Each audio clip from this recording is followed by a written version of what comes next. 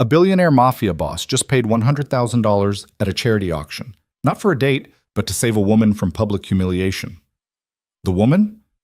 A trauma nurse who once saved his life on a rain-soaked sidewalk 4 years ago. She doesn't remember him. He's never forgotten her. Now he's found her again and he'll protect her from the shadows, even if it means exposing the one weakness that could destroy his entire empire. Will she discover the truth before his enemies do? Stay with me until the end. Like this video and comment your city so I can see how far this story travels. The chandeliers in this Greenwich Estate ballroom hung like frozen stars, throwing fractured light across 300 faces that Alara Wren wished she'd never seen. Her hands were shaking. She hid them behind her back, fingernails cutting into her palms hard enough to leave marks she'd notice later in the hospital parking lot when she finally let herself breathe. The auctioneer's voice bounced off the vaulted ceiling, cheerful and merciless. Going once for this lovely evening with Miss Alara Wren, a dedicated trauma nurse, ladies and gentlemen. Surely someone wants to support our children's hospital fund. Silence. Not the comfortable kind. The kind that had teeth. Alara stood on the small platform in a borrowed navy dress that fit poorly at the waist, feeling like an animal in a zoo exhibit. Somewhere in the back, someone laughed. A woman's laugh, high and sharp. Another joined it. Then a man's voice, low enough that she couldn't make out the words, but loud enough to carry the mockery. She'd been talked into this by her nursing supervisor, Margaret, who'd insisted it would be fun and for a good cause. Margaret wasn't here now. She was probably at home in her townhouse, drinking wine, not standing under a spotlight while rich strangers evaluated her worth in real time and found it wanting. The auctioneer tried again. Come now, gentlemen. Starting bid is only $500. For charity. Nothing. Alara's throat closed. She wanted to run, but her legs wouldn't move. She'd worked a double shift yesterday, 16 hours in the trauma ward at Queen's General, holding pressure on a gunshot wound to a teenager's abdomen while his mother screamed in the hallway. She'd gone home, showered, slept 4 hours, then taken 2 trains and a cab to get here because Margaret said they were short on volunteers and the hospital needed the publicity. Publicity. Right. This was great publicity. Trauma nurse so undesirable, even rich people won't pretend to care for $500. Anyone? The auctioneer's smile was starting to crack. Surely. I'll start at 1,000. The voice came from somewhere in the middle of the crowd. Male, bored sounding. Alara's eyes found him. A man in his 50s with a red face and a martini glass, grinning at his friends like he'd just told a joke. Wonderful. The auctioneer seized the bid like a lifeline. $1,000? Do I hear $1,500? Silence again. The red-faced man's grin widened. Actually, you know what? I withdraw my bid. Just remembered I have plans that night. His friends erupted in laughter. Alara felt something crack inside her chest. Not her heart. That would have been too clean, too poetic. It was something uglier. The part of her that had survived nursing school on student loans and ramen, that had held dying strangers' hands at 3 a.m, that had learned to compartmentalize trauma so she could function.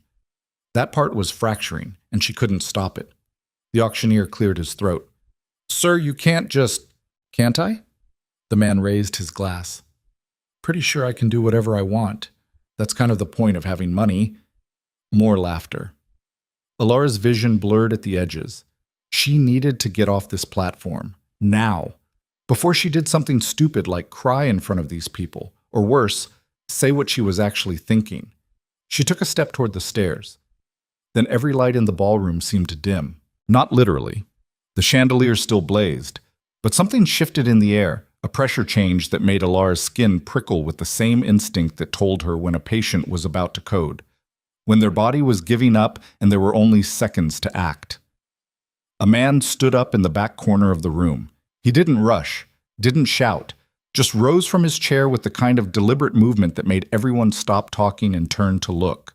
Alara couldn't see his face yet, just his silhouette, tall, broad-shouldered, wearing what looked like an expensive black suit that fit him the way surgical gloves fit her hands. Perfect. Intentional. Dangerous. The crowd parted as he walked forward, not scrambling out of his way, but shifting with the smooth, unconscious motion of people who recognized a predator and knew better than to get in its path. Alara's breath caught. She still couldn't see his face clearly. The chandeliers threw shadows across his features, but she could see his hands, large, scarred across the knuckles. One hand reached into his jacket pocket and emerged with something black and rectangular, a credit card. He walked straight to the auctioneer's podium, moving through the silent crowd like a shark through still water, and placed the card on the wooden surface with a sound that shouldn't have been audible but somehow was. $100,000, he said. His voice was low, rough-edged, with an accent Alara couldn't quite place. Eastern European, maybe. Russian, the kind of voice that didn't need to be loud to fill a room. The auctioneer stared at him. "I'm sorry, did you say 100,000?" The man didn't look at the auctioneer. He was looking at Alara now, and even from 15 feet away she could feel the weight of his gaze. For her dignity, not the date. Alara's heart slammed against her ribs. The ballroom had gone completely silent, the kind of silence that pressed against your eardrums and made you aware of your own heartbeat. The red-faced man who'd withdrawn his bid was standing very still now, his martini glass frozen halfway to his mouth. The women who'd laughed earlier looked like they'd forgotten how. The auctioneer recovered first, his professional smile sliding back into place. "Sir, that's incredibly generous, but the auction is for an evening with—" "I know what the auction is for." The man's eyes never left Alara. They were dark. She couldn't tell if they were brown or black in this light, and there was something in them that made her forget how to breathe. Recognition, maybe, or something older. "I'm paying for what just happened here. The humiliation, the cruelty. 100,000 should cover it." He turned to face the crowd then, and Alara saw his profile. Sharp jaw, dark hair cut short, a thin scar running from his left eyebrow into his hairline. He wasn't handsome in any conventional way, too hard, too worn, but he had presence like a physical force. "Anyone else want a bid?" His voice was soft now, conversational. "Please, I'd enjoy the competition." Nobody moved, nobody breathed. The man nodded once, like they'd confirmed something he already knew, and turned back to the auctioneer. "Process the payment. All of it goes to the hospital fund. Miss Wren is free to leave." The auctioneer stammered something about paperwork and receipts, but the man was already moving. Not toward Alara, toward the exit, like he'd accomplished what he came for and had no further interest in the outcome. Alara found her voice. "Wait." He stopped. Didn't turn around, just paused mid-step like a wolf deciding whether prey was worth the chase. "I didn't ask you to do that," Alara said. Her voice came out steadier than she felt. "I don't need saving." Now he turned, looked at her directly for the first time, and Alara felt something twist in her stomach. Not fear, not quite, but close. "No," he agreed. "You don't. But they—" He gestured vaguely at the crowd, without taking his eyes off her. "Needed to learn what it costs to treat people like commodities. Consider it a lesson in market economics." He walked toward her then, climbing the 3 steps to the platform, with the easy grace of someone who'd never stumbled in his life. Up close, Alara could see the details Margaret's cheerful recruitment speech hadn't prepared her for. The gray threading through his dark hair near his temples, the old burn scar on the back of his right hand, the way he held himself like a man who'd spent his whole life waiting for the next attack. He stopped 2 feet away from her, close enough that she could smell his cologne, something dark and expensive, cedar and smoke. "You can refuse the money if you want," he said quietly. "Donate it, burn it, I don't care. But you're walking out of here with your head up, not because I rescued you, but because you deserve better than this circus." Alara stared at him. Her hands had stopped shaking. "Who are you?" Something flickered across his face. Not quite a smile. "Someone who appreciates people who save lives for a living. Someone who hates bullies. Take your pick." "That's not an answer." "No," he agreed. "It's not." He extended his hand toward her, not to shake, to help her down from the platform. Alara looked at his hand, at the scars across his knuckles, at the expensive watch on his wrist that probably cost more than her annual salary. Then she stepped around him and walked down the stairs on her own. The crowd parted again. Nobody laughed now. Nobody spoke. They just watched as Alara Wren, trauma nurse from Queens, walked through their expensive silence in her borrowed dress and cheap shoes, head high, hands steady. She made it to the coat check before her knees started shaking. The attendant, a college-age girl with a pixie cut, handed over Alara's jacket without being asked, her eyes wide. "That was the most badass thing I've ever seen," she whispered. "I didn't do anything," Alara said. "Yeah, you did. You didn't take his hand." The girl glanced toward the ballroom. "Do you know who that was?" "No, Darian Volkov." The girl said the name like it should mean something. When Alara's expression didn't change, she added, "He owns half of Brooklyn, maybe more. People don't say no to him, ever." Alara's hands fumbled with her jacket zipper. "Well, I just did." She walked out into the October night, where the air was cold enough to hurt her lungs, and the streetlights threw orange shadows across the manicured Greenwich lawns. Her phone buzzed in her clutch, probably Margaret, demanding an update, but Alara ignored it. She'd walked 2 blocks before she realized she had no idea how to get back to Queens from here. The cab she'd taken had cost $40 one way, and she had maybe 20 in cash. "Miss Wren!" Alara spun around. Darian Volkov stood 10 feet behind her, hands in his pockets, looking like he'd materialized out of the shadows themselves. "Jesus Christ!" Alara pressed a hand to her chest. "Do you always follow women into dark streets?" "Only when they're about to walk 3 miles to the nearest train station in heels." He nodded at her feet. "Those are going to destroy your ankles." "I'm a nurse. I've worked 12-hour shifts and worse." "I'm sure you have." He pulled something from his pocket, a phone, and made a call. Spoke in rapid Russian to whoever answered, then hung up. "My driver will take you home." "I don't need my—" "I know. You don't need saving. You've made that clear." He met her eyes. "But you do need a ride, and I have a car that's going to sit idle all night if you don't use it. Humor me." Alara wanted to say no. Every instinct she'd developed surviving New York told her not to get into cars with strange men, especially strange men who threw around $100,000 payments like cab fare. But her feet hurt, and she was exhausted. And something about the way he stood there, patient, unbothered, like he had all night to wait for her decision, made her think he wasn't going to push. "Fine," she said, "but just a ride. Nothing else." "Nothing else," he agreed. A black sedan pulled up to the curb 30 seconds later. The driver got out, opened the back door, and stood at attention like this was a military operation. Alara slid into the leather interior, and Darian closed the door behind her. Through the tinted window, she watched him step back onto the sidewalk. She rolled down the window. "You're not coming?" "No." "Why not?" He smiled then. Actually smiled, and it changed his whole face, made him look younger, less dangerous, almost human. "Because you told me you don't need saving," he said, "and I believe you." The car pulled away before Alara could respond. She didn't hear from him for 3 days. Alara worked her regular shifts, 2 12-hour rotations in the trauma ward, 1 in the ER, and tried not to think about Greenwich or charity auctions or men who paid obscene amounts of money to prove a point. It didn't work. On Tuesday night, she came home from a particularly brutal shift, 2 stabbings, a car accident, and a coding patient she'd lost despite 40 minutes of compressions, to find a bag hanging on her apartment door. Not a plastic bodega bag, a real bag, the kind with handles and a bakery logo stamped on thick paper. Inside, still warm soup, fresh bread, and a small white card that read, "You forget to eat after hard shifts. No signature." Alara stood in her narrow hallway, holding the bag, and felt something uncomfortable twist in her chest. She threw the card away, ate the soup, told herself it was a one-time thing. On Thursday, there was another bag, this time with pasta, salad, and a container of tiramisu that tasted like it came from the Italian place on Smith Street that she'd never been able to afford. On Saturday, she came out of Queens General after a double shift to find a black sedan idling by the ambulance bay. The same driver from Greenwich got out, opened the back door, and said, "Mr. Volkov thought you might need a ride."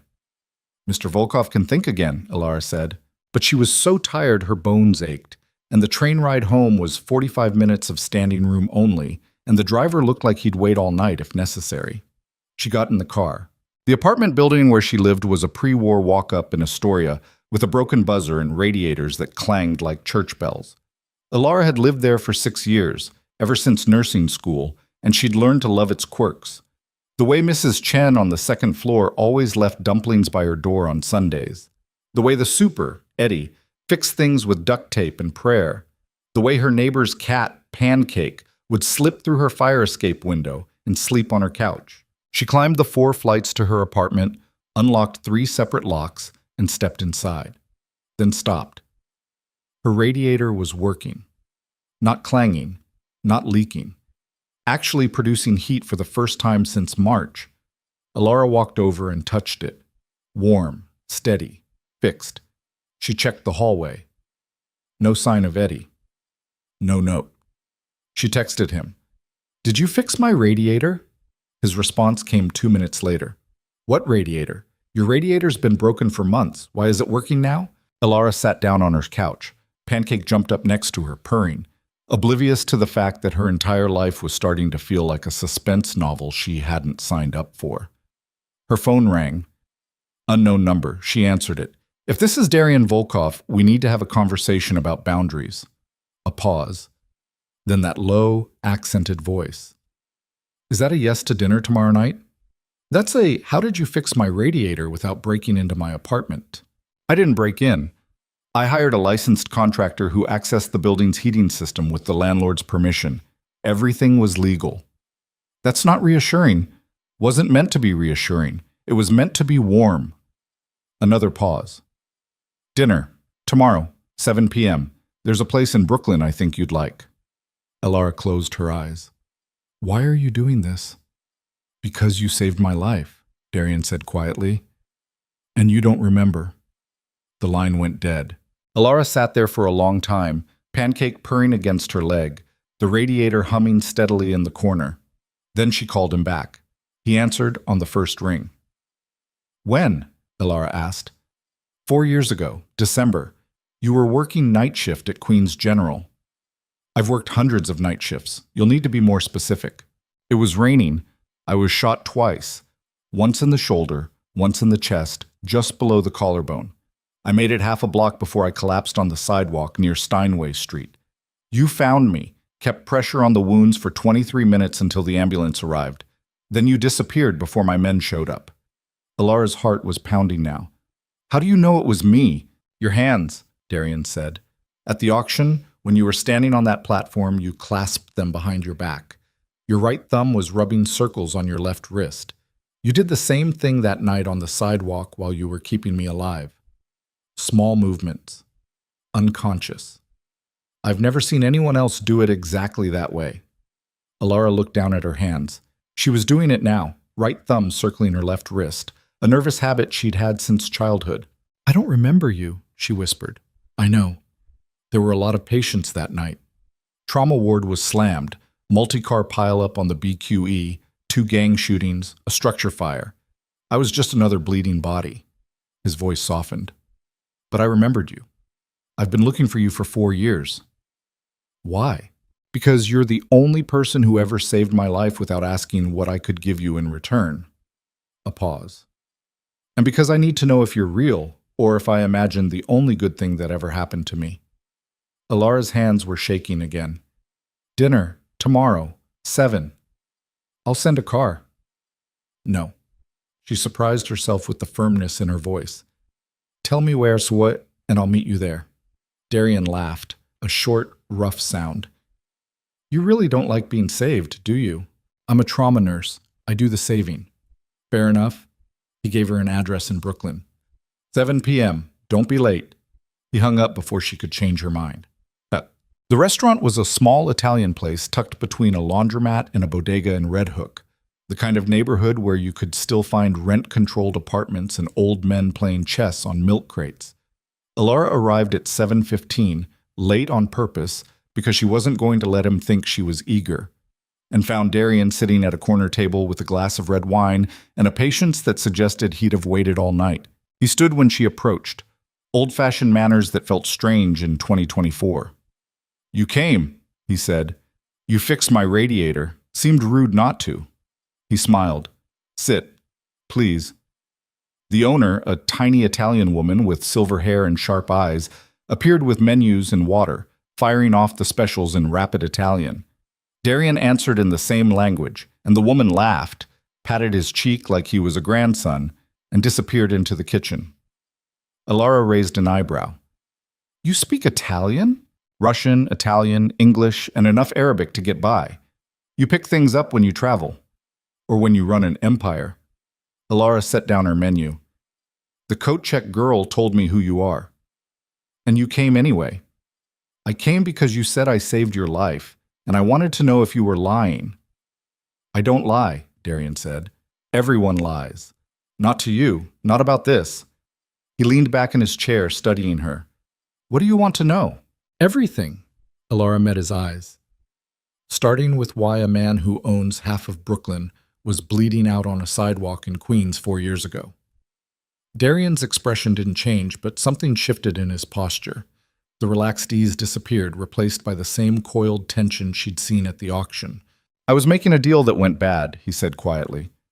Someone decided they wanted a larger cut, shot me twice, took the money, left me to die. I made it to the car, told my driver to head for the nearest hospital, but I passed out before we got there. Woke up on the sidewalk with your hands on my chest and rain in my eyes. What happened to the person who shot you? I killed him. Alara's breath caught. Not because she was shocked. She'd worked in trauma long enough to know what the people who came through her doors were capable of, but because he'd said it so simply, like it was a fact, not a confession. You're not going to ask if I regret it, Darian observed. Would you? No. Then why would I ask? Alara picked up her water glass. I'm not here to judge your life. I'm here to understand why you've been following me. I haven't been following you. I've been protecting you. From what? From people like me. The owner returned with bread and olive oil. Darian waited until she left before continuing. When you saved my life, you became visible, he said. To me, yes. But also to anyone watching me. Anyone who might want leverage. Anyone who might think you matter. I'm a trauma nurse. I don't matter to anyone except my patients. You matter to me. The words hung between them like a challenge. Alara set down her glass. You don't know me. I know you work doubles when the ward is short-staffed. I know you eat lunch at your desk because you don't want to miss a patient who might code. I know you take the train home even when you're exhausted because you can't justify the cost of a cab. I know your radiator's been broken since March, and your landlord hasn't fixed it because he's waiting for enough tenants to complain that it becomes a building-wide issue. Darian's voice was soft, relentless. I know you forget to eat after hard shifts. I know you live alone except for a cat that isn't yours. I know you haven't been to the Italian place on Smith Street because it's $8 more than you budget for meals. Alara's hands were shaking. She hid them under the table. That's not knowing me, she said. That's stalking. You're right. Darian didn't look away. And I'm not going to apologize because keeping you safe has been the only thing that's mattered to me for 4 years. But I'll stop if you tell me to. Say the word, and I'll walk out of here. You'll never see me again. No more cars, no more food, no more fixed radiators. I'll disappear. Alara wanted to say yes. Wanted to tell this dangerous stranger to get out of her life and stay out. But she didn't. Because sitting across from Darian Volkov, watching the way candlelight caught the scar above his eyebrow, she realized something terrifying. She didn't want him to disappear. She wanted to understand him. Tell me about that night, she said instead.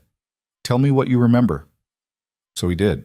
He told her about the rain, cold enough to numb his fingers, about the pain in his chest, sharp and expanding like a balloon filling with broken glass, about the sidewalk, wet and gritty under his cheek, about the sound of his own breathing, ragged and failing, and then about her, about hands pressing down on his wounds, firm, steady, unshakable, about a voice telling him to stay awake, to keep his eyes open, to hold on just a little longer, about the way she'd counted compressions out loud, not for him, but for herself, like she needed to hear the rhythm to believe it was working. You told me your name, Darian said, but I was losing consciousness and I couldn't hold on to it. By the time I woke up in the hospital, you were gone. I asked everyone, nurses, doctors, EMTs. No one remembered a woman matching your description. It was like you'd never existed. I probably left before the ambulance arrived, Alara said. Her throat was tight. We're not supposed to stay. Good Samaritan laws protect us legally, but hospitals don't like complications. Better to help and disappear than get tangled in police reports. I know. That's why I couldn't find you. Darian's jaw tightened. I searched for 4 years, checked every hospital in Queens, ran facial recognition on security footage. Nothing. You were a ghost. Until the auction. Until the auction. He looked at her then, really looked at her, and Alara saw something in his eyes that made her chest ache. Gratitude, yes, but also something raw, desperation. I recognized you the moment you stepped onto that platform. The way you held your hands, the way you stood, like you were bracing for impact. I knew it was you. Alara's vision blurred. She blinked hard. So you paid $100,000? I'd have paid more. Darian's voice dropped. I'd have burned that entire ballroom to the ground if it meant you walked out of there with your dignity intact. The food arrived, pasta, wine, salad, but neither of them touched it. What do you want from me? Alara asked. Nothing. Liar. Darian smiled, but it didn't reach his eyes. I want you to let me keep you safe. That's all. You saved my life. Let me return the favor. I don't need protection. Everyone needs protection. You just haven't realized it yet. Alara stood up. Her chair scraped against the floor. I need air. She walked outside into the October cold and leaned against the brick wall. Her hands were shaking again. Her breath came in short, sharp gasps. Darian followed her out. Didn't touch her, just stood there, solid and silent. This is insane, Alara said. Yes. You're a criminal. Yes. I should walk away right now and never look back. Yes, Darian agreed. You should. Alara looked at him, at the scar on his eyebrow, at the burn mark on his hand, at the way he stood like a man who'd spent his whole life expecting betrayal. But you won't stop me if I do, she said. No, I won't stop you. You'll just let me go, if that's what you want. Alara closed her eyes, thought about the radiator, the food, the car rides, the way he'd stood up in that ballroom and made 300 people remember what shame felt like. I don't know what I want, she whispered. Darian stepped closer, not touching her, but close enough that she could feel the heat coming off his body. Then let me make this simple, he said. I'm not asking for your love. I'm not asking for your trust. I'm not even asking for your time. I'm just asking you to let me exist in your orbit. Let me fix things when they break. Let me make sure you eat. Let me be the reason you don't have to look over your shoulder. Why? Because 4 years ago you gave me something no one else ever has. His voice cracked, just slightly. You gave me a reason to believe that good people still exist, and I need you to keep existing, Alara, even if it's nowhere near me. Alara opened her eyes. Darian was looking at her like she was the only real thing in a world made of smoke and mirrors, and Alara realized with a clarity that felt like falling that she was in serious trouble. 1 dinner a week, she heard herself say. That's it. No cars, no food deliveries, no fixing things in my apartment without asking. If we're doing this, we're doing it like normal people. Darian's expression didn't change, but something in his eyes shifted. Relief, maybe, or hope. Normal people, he repeated. Yes, you pick a place, I show up, we eat, we talk, that's all. And if I want more, then you wait until I'm ready to give it. Alara straightened, and you tell me the truth about everything. No more watching from the shadows. No more secrets. Darian was quiet for a long moment. Then he extended his hand. Alara looked at it, at the scars, at the expensive watch, at the man who'd paid $100,000 for her dignity and asked for nothing in return. She took his hand. His grip was warm, careful, like he was afraid she'd break. 1 dinner a week, he agreed. They went back inside, ate their pasta, talked about small things, her work, his travel, the weather. Normal conversation. Safe. But when Darian walked her to the train station at the end of the night and she turned to say goodbye, she caught him looking at her with an expression that made her breath stop. Like she was something precious, something worth protecting, something he'd searched 4 years to find. Good night, Alara, he said. Good night. She walked down into the subway station, swiped her Metro card, and sat on the train as it rattled toward Queens. Her phone buzzed. A text from an unknown number. Thank you for letting me find you again. Alara stared at the message for 3 stops. Then she saved the number under a single name. Darian. And she knew, with the same instinct that told her when a patient was about to crash, that her life would never be the same. The dinners became a ritual. Every Thursday night, 7 p.m., a different restaurant each time. Darian never picked the expensive places. No Michelin stars, no velvet ropes, no waiters in bow ties. Instead, he chose small family-owned spots tucked into Brooklyn corners, where the owners knew his name and didn't ask questions. Thai places with plastic chairs and curry that burned her throat. Greek diners where the baklava came with thick coffee and the owner's life story. A Dominican restaurant where the music was too loud and the mofongo made Alara close her eyes and forget, just for a moment, that she was sitting across from a man who'd admitted to murder like it was a weather report. 3 weeks in, Alara realized she was looking forward to Thursdays more than she wanted to admit. She told herself it was just the food, just the break from hospital cafeteria sandwiches and the protein bars she ate standing up between traumas, just the novelty of conversation with someone who didn't smell like antiseptic and exhaustion. But that was a lie, and she knew it. It was the way Darian listened, really listened, not just waiting for his turn to talk. The way he'd ask about her patients, not their names, he understood HIPAA, but their stories. The grandmother with the heart attack who'd refused treatment until her grandson arrived. The construction worker with the crushed hand who'd joked through the pain because his daughter was watching. The teenager who'd coded twice and came back fighting. Darian absorbed every word like he was memorizing scripture, and he never, not once, looked at his phone. "You're staring," Alara said one Thursday night in early November. They were in a Vietnamese place in Sunset Park, and she'd just finished telling him about a 12-hour surgery she'd assisted on. A motorcycle accident, internal bleeding, odds so bad the attending had almost called it.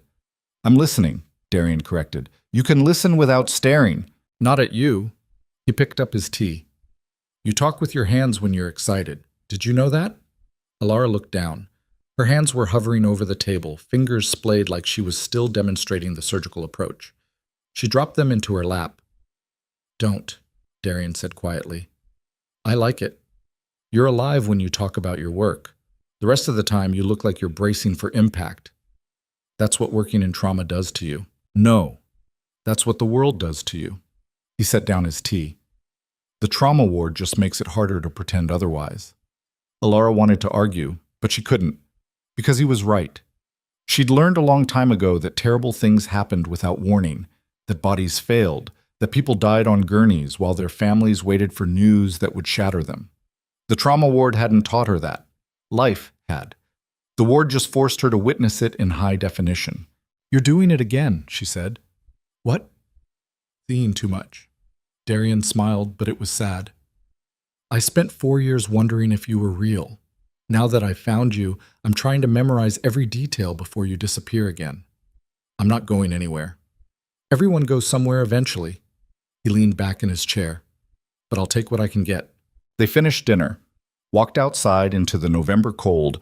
Darian's car was waiting. He'd stopped pretending he took the train, but he didn't move toward it.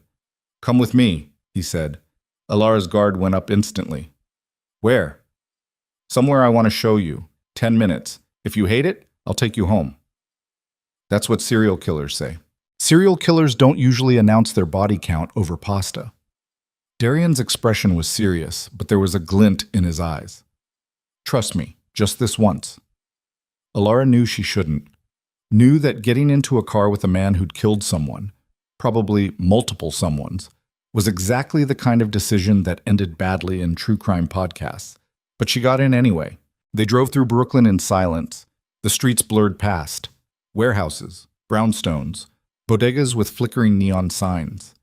Darian's driver navigated with the practiced ease of someone who'd made this route 1,000 times. They stopped in Red Hook in front of a converted warehouse with industrial windows and no visible signage.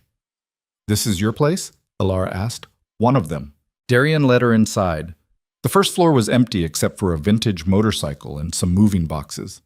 But when they climbed the steel staircase to the second floor, Alara stopped breathing. The entire space was open. 30-foot ceilings, exposed brick, windows overlooking the harbor. But that wasn't what made her chest tight. It was the books. Floor-to-ceiling shelves lined every wall, packed with hardcovers and paperbacks in a dozen languages.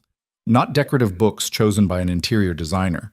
Real books, worn and dog-eared, with cracked spines and notes in the margins. "You read?" Alara said stupidly. "Is that surprising?" "Yes." She walked to the nearest shelf, running her fingers along the spines. Russian literature, American classics, medical textbooks, history, philosophy. I thought you'd have, I don't know, gun catalogs, money laundering spreadsheets. Darian laughed, a real laugh, not the controlled sound he usually made. I have those too. Different shelf. Alara pulled out a battered copy of the Brothers Karamazov. The margins were filled with notes in Russian. I read that after I got shot, Darian said. Spent 3 weeks in a safe house recovering. Had nothing to do but read and remember what it felt like when your hands were on my chest. Alara's throat tightened. She put the book back. Why did you bring me here? Because you think I'm a monster, and you're not wrong. But I wanted you to see that monsters still read Dostoevsky, still wonder about mercy and redemption, still hope that somewhere, somehow, there's a version of themselves that made better choices. He moved to the window. The harbor lights reflected in the glass, turning his profile into something almost beautiful. I've done things you can't forgive, Darian continued. I've hurt people, killed people, built an empire on violence and fear. But 4 years ago on that sidewalk, you treated me like I was worth saving, like my life mattered, and I've been trying to figure out why ever since. Because I'm a nurse, Alara said. It's what I do. No. Darian turned to face her. You saved me because you're good. Not naive, not stupid, good. And I'm so fucking terrified that the longer you're around me, the more you'll realize that I'm going to ruin that goodness just by existing near it. Alara's heart was pounding. She should leave, should walk out of this warehouse and never come back. Instead, she crossed the room and stood in front of him. You want to know why I saved you? She asked. It wasn't because you're good.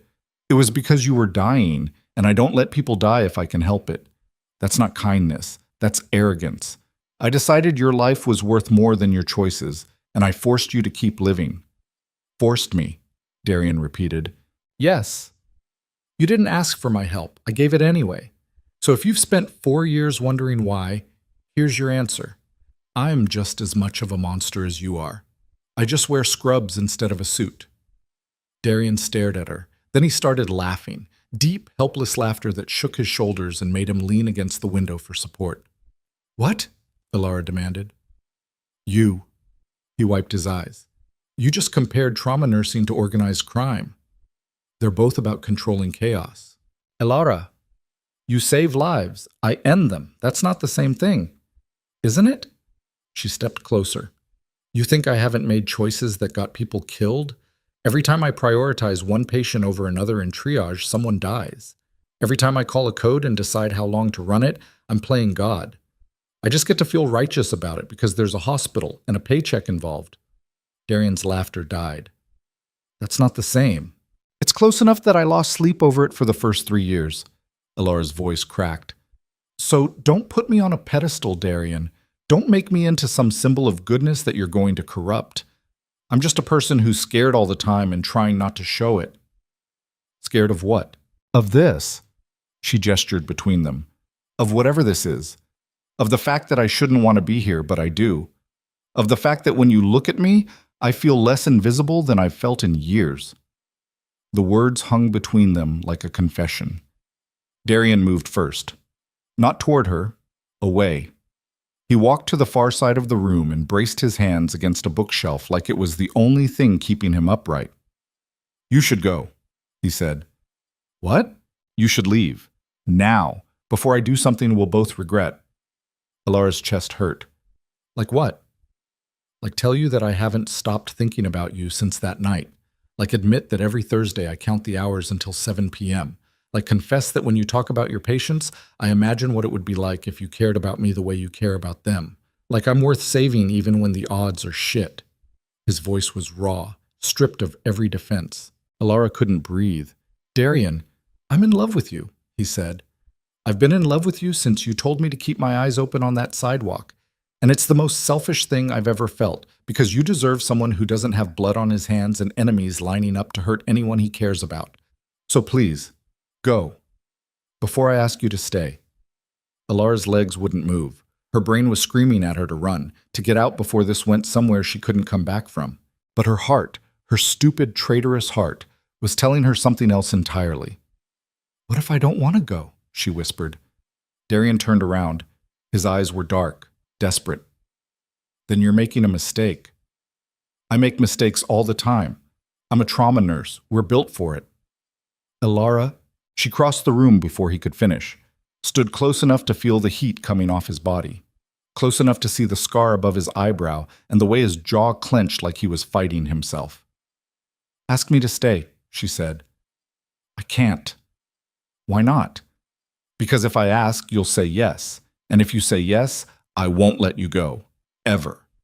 Elara reached up and touched his face. His skin was warm, rough with stubble. He flinched like she'd burned him. Then don't let go, she said. Darian made a sound low in his throat, half groan, half surrender, and kissed her. It wasn't gentle, wasn't careful.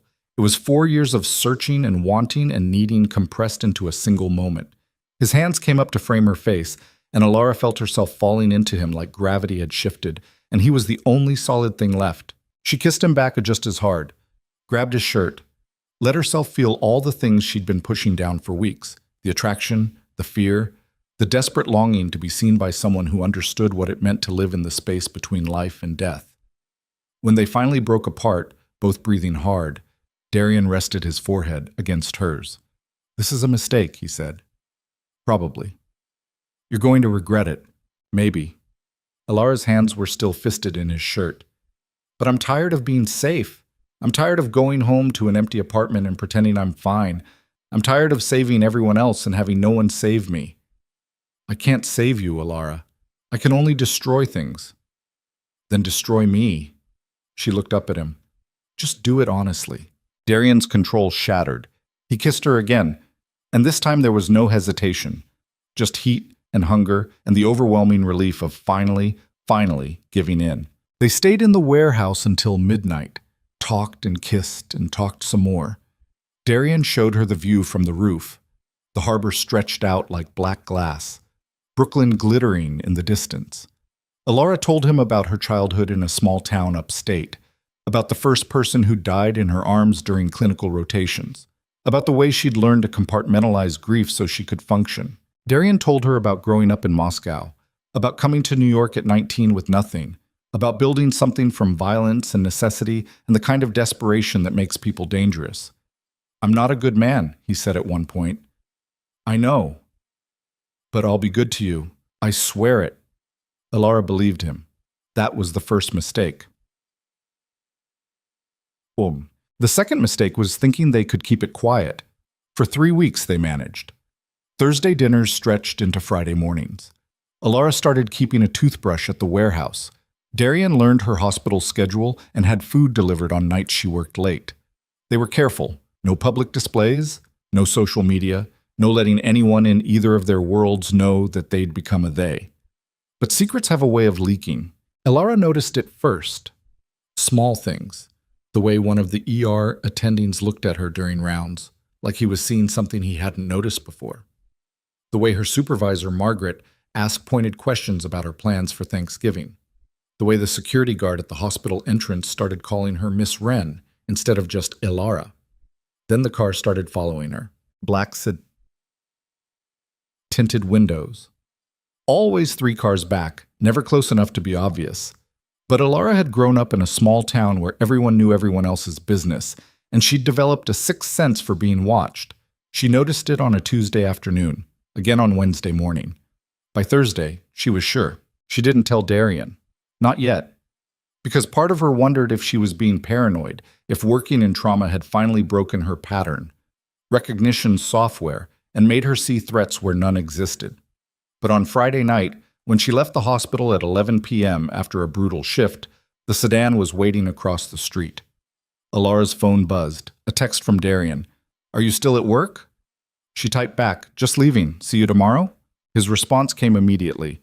Stay inside. I'm sending a car. Elara looked up. The black sedan was still there. Another text. Do not leave the building until my driver arrives. Please, Elara. Her heart started pounding. She walked back inside the hospital, through the sliding doors, and stood in the lobby with her phone clutched in her hand. 5 minutes later, a different car pulled up, the one she recognized, with Darian's usual driver. He got out, scanned the street, then walked into the lobby. Miss Wren, he said quietly. His name was Victor, and he had driven her home a dozen times without ever asking personal questions. Mr. Volkov asked me to make sure you get home safely. There's a car across the street, Alara said. Victor's expression didn't change, but something cold flickered in his eyes. I know. Ignore it. Come with me.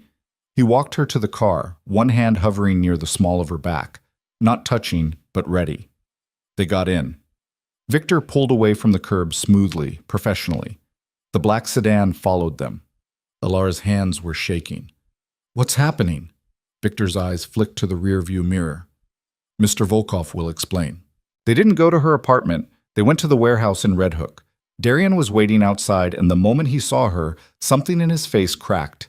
He yanked open the car door before Victor had fully stopped. Are you hurt? His hands were on her face, her shoulders, checking for damage. I'm fine. Darian, what? Inside. Now. He pulled her into the warehouse, up the stairs, into the open space with the books and the windows. Victor followed, along with two other men Alara didn't recognize. Darian rounded on Victor. Who? Serrano's people, Victor said.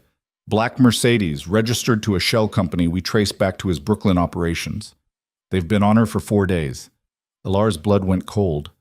Who's Serrano? Darian didn't answer. He was pacing now, hands flexed like he wanted to hit something.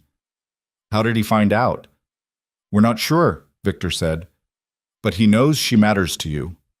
Darian. Alara's voice cut through the room. Who is Serrano? He stopped pacing, looked at her with an expression that made her stomach drop. A rival, he said. Someone who's been trying to move into my territory for 6 months. Someone who's smart enough to know that the best way to hurt me isn't through violence or money. It's through leverage. And I'm leverage. You're everything.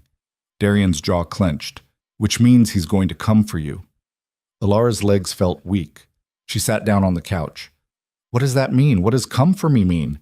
It means he'll try to take you, use you to negotiate, or... Darian's voice broke. Or hurt you to prove a point. So what am I supposed to do? Quit my job? Hide? Yes. Absolutely not. Alara stood up. I'm not hiding from some gangster because you pissed him off. This isn't about what you want, Alara. This is about keeping you alive. Then you should have thought about that before you fell in love with me.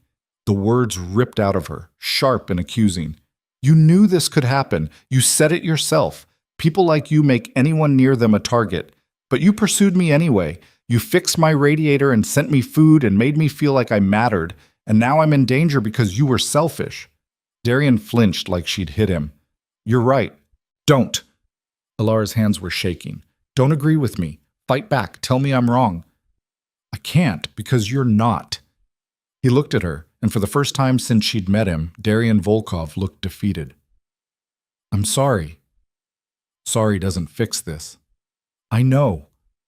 Alara wanted to scream, wanted to throw something, wanted to rewind 3 months and walk away from that charity auction and never look back. But she couldn't. Because even now, even terrified and angry, part of her wanted to close the distance between them and tell him it would be okay. What do we do? She asked instead. We end this, Darian said. I end this. How? I'm going to meet with Serrano. Make him understand that touching you isn't an option. And if he doesn't listen, Darian's eyes went flat. Then I'll make sure he can't touch anyone ever again. Alara's stomach turned. You're talking about killing him. I'm talking about protecting you. That's not the same thing. In my world, it is. They stared at each other across the warehouse. Two people who'd found each other in the dark and were now realizing that the light might burn them both alive. Victor cleared his throat. Boss, we should move her. Safe house. No, Alara said. Alara, I said no. She looked at Darian. I'm not going into hiding. I have patients who need me, a life. You don't get to put me in a box because you're scared. I'm not scared. I'm realistic. Then be realistic about this. I'm not your property. You don't get to decide what happens to me. Darian's hands flexed. Fine. Then I'll put security on you everywhere you go. Victor will drive you to work. Men will watch your building. You won't be alone for a second until Serrano is handled. That's insane. That's necessary. His voice dropped. Please, Alara, let me keep you safe. It's the only thing I know how to do. Alara wanted to say no. Wanted to prove she didn't need him, didn't need anyone. But the truth was, she was terrified. "Fine," she said, "but I'm still going to work. I'm still living my life. And when this is over, we're going to have a serious conversation about whether this," she gestured between them, "is actually worth it." Darian's expression didn't change, but something in his eyes died a little. "Understood," he said. Whoa. The next 72 hours were a nightmare. Victor drove Elara to and from the hospital. Two men she didn't know stood in the lobby of her building. Another followed her on the subway when she insisted on taking it to prove a point. Her phone buzzed constantly with texts from Darian, checking in, asking if she was okay, apologizing for things he couldn't fix. She stopped answering after the first day. At work, she threw herself into her shifts. A homeless man with pneumonia, a teenager with a broken jaw from a fight, a woman who'd overdosed in a McDonald's bathroom and came back swinging after Narcan. Elara stitched and stabilized and saved, and tried not to think about the fact that her life had become a crime thriller she hadn't auditioned for. Margaret cornered her on day 3. "You look like hell," Margaret said bluntly. They were in the break room and Elara was trying to choke down hospital coffee. "What's going on?" "Nothing." "Liar. You've got security following you around like you're a head of state. Who pissed off?" "No one." Margaret studied her. "Is it a man?" Elara's silence was answer enough. "Jesus, Elara, what kind of man needs armed guards?" "The kind you don't ask questions about." Margaret sat down across from her. "Look, I don't know what you're mixed up in, and I'm not going to lecture you. You're a grown woman.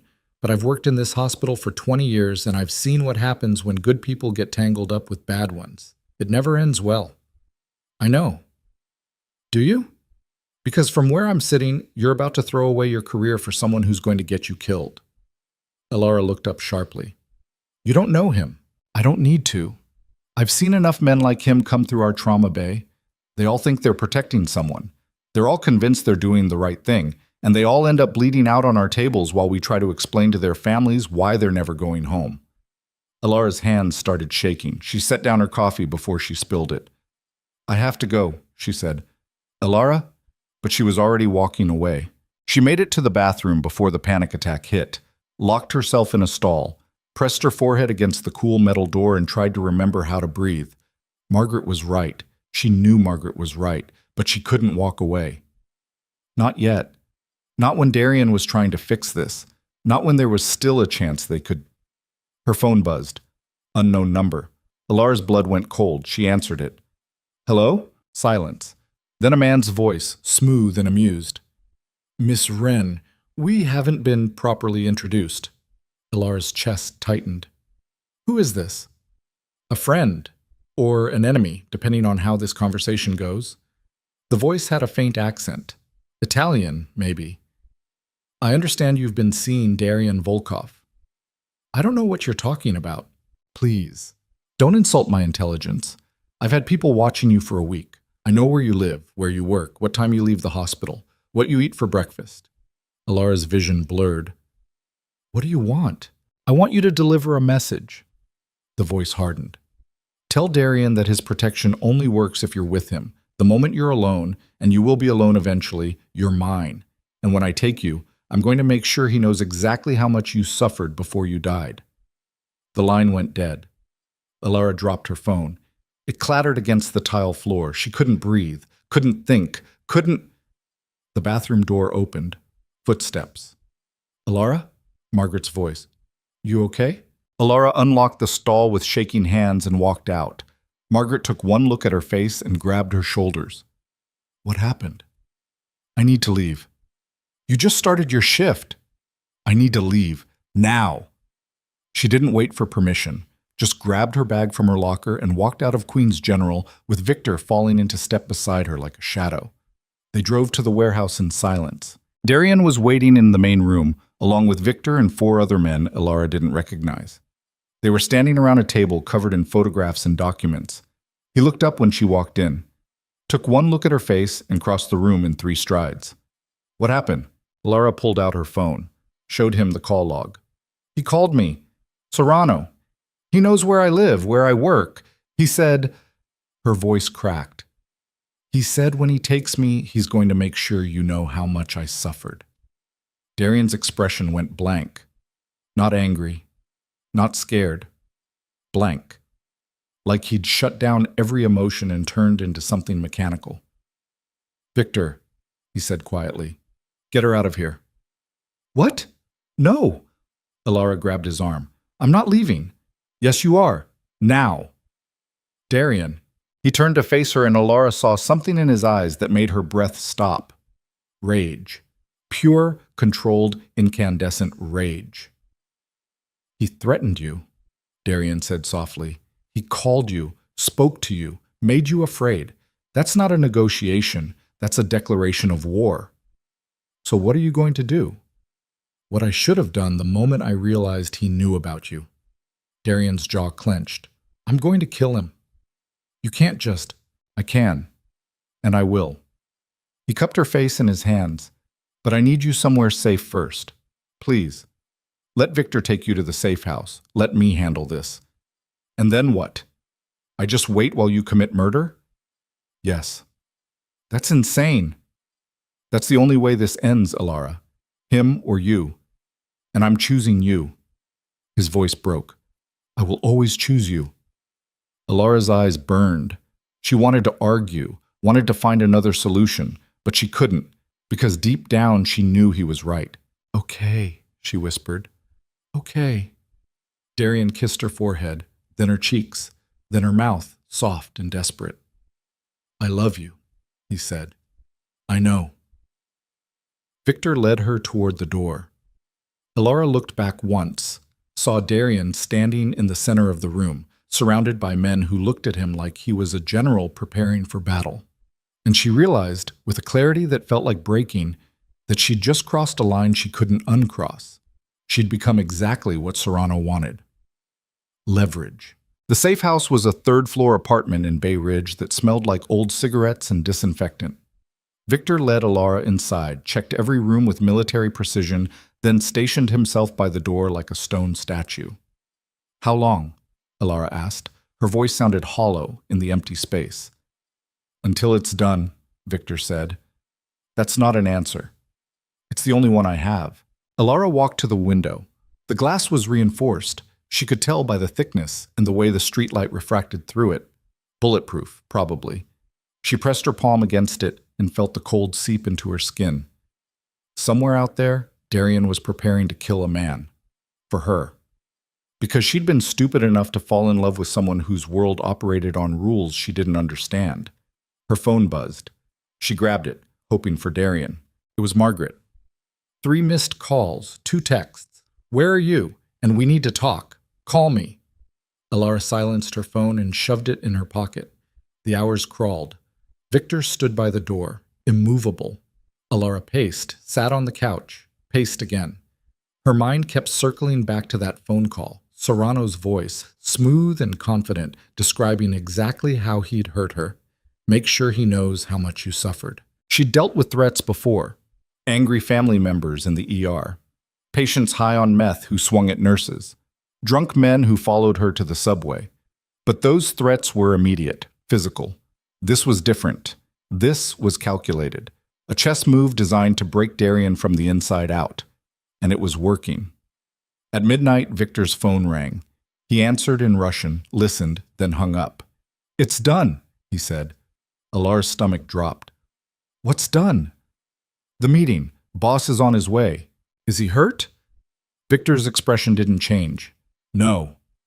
Relief flooded through her, followed immediately by something darker. Darian wasn't hurt, which meant someone else was. Probably dead. She sat down on the couch and waited. 20 minutes later, the door opened. Darian walked in, and Alara's breath caught. He looked exactly the same. Same black suit, same careful posture. No blood, no visible damage. But his eyes were different, flat and cold, like he'd locked something away and thrown out the key. "It's over," he said. "Serrano? Won't be a problem anymore." Alara stood up. Her legs felt unsteady. "What did you do?" "What needed to be done." Darian's voice was clipped, professional. "You're safe now. That's all that matters." "Don't do that. Don't shut me out." "I'm not shutting you out. I'm protecting you from details you don't need." "I don't need protection from the truth, Darian. I need you to be honest with me." He was silent for a long moment, Then he sighed and rubbed his face with both hands. When he looked at her again, some of the coldness had cracked. "We met in a warehouse in Greenpoint," he said quietly. "Neutral territory. I brought 4 men. He brought 6. We talked." "About what?" "About why touching you was the last mistake he was ever going to make. About how I've spent 4 years building something in this city, and he thought he could waltz in and take it because I'd gone soft." Darian's jaw clenched. "I explained that soft was a misinterpretation, that protecting someone I love doesn't make me weak. It makes me exponentially more dangerous." Ilara's hands were shaking. She clasped them behind her back. And then he laughed. Said I'd already lost because now he knew exactly how to hurt me. Said he'd take you apart piece by piece, film it, send it to me in installments. Darian's voice went flat again. "So I shot him." The words landed like stones in water. "You shot him," Ilara repeated. "Yes." "In front of his men?" "Yes." "And they just let you?" "No. They drew weapons. My men drew weapons. It was a standoff for about 30 seconds. Then Serrano's second in command, a man named Luca, put his gun down. Said Serrano had gotten sloppy, greedy, that threatening you was amateur hour and he was tired of cleaning up his boss's mistakes." Darian's expression was grim. "So we made a deal. Luca takes over Serrano's operations. I get the ports I wanted. And you never hear that name again." Ilara's vision blurred. "You killed him." "I did. And you're just fine with that?" "No." Darian's voice cracked. "I'm not fine. But I'd do it again. 1,000 times. Because the alternative was letting him hurt you, and that's not something I can live with."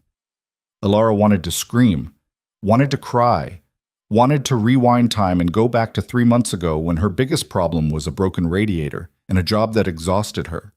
Instead, she crossed the room and wrapped her arms around him. Darian stiffened. Then his arms came around her, crushing her against his chest like he was afraid she'd disappear. "I'm sorry," he whispered into her hair.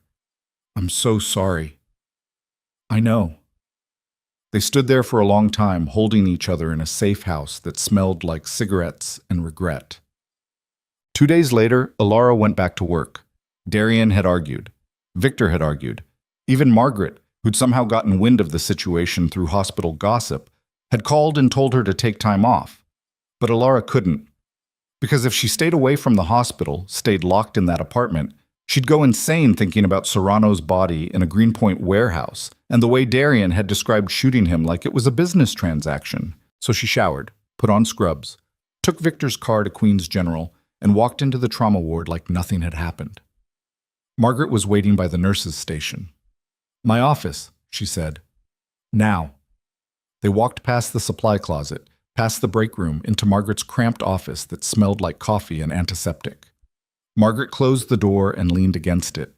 "Talk," she said. "There's nothing to talk about." "Bullshit. You disappear for 2 days. You've got armed security following you around.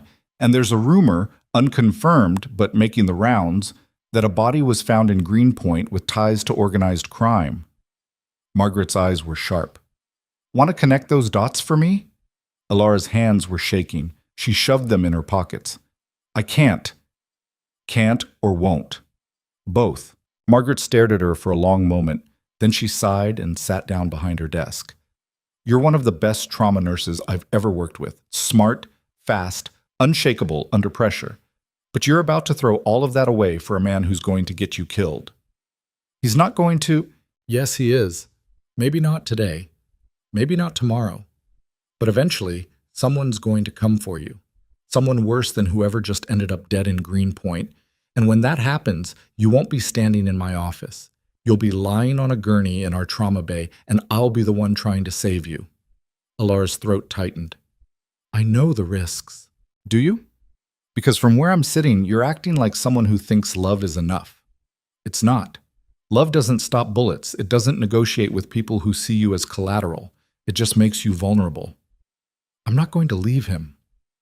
"Then you're going to die." Margaret's voice was harsh, unapologetic. "And I'm going to have to call your next of kin and explain that we did everything we could, but the damage was too extensive. Is that what you want?" "No." Ilara's voice broke. I don't know how to walk away from him either. I tried. I can't. Margaret's expression softened slightly.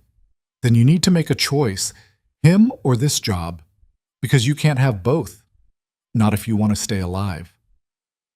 Alara walked out of the office feeling like she'd been gutted. She made it through her shift on autopilot, stitched a laceration, stabilized a cardiac patient, held the hand of an overdose victim while the Narcan kicked in. Normal things, safe things, things that didn't involve men in expensive suits shooting each other in warehouses. But when she left the hospital that night, Victor was waiting. And when she got into the car, she saw something that made her blood freeze. A photograph on the seat, black and white, grainy, taken from a distance.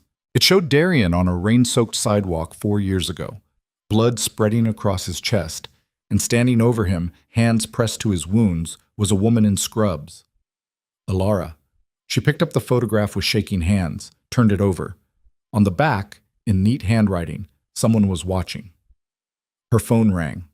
Unknown number. Alara's heart slammed against her ribs. She answered it.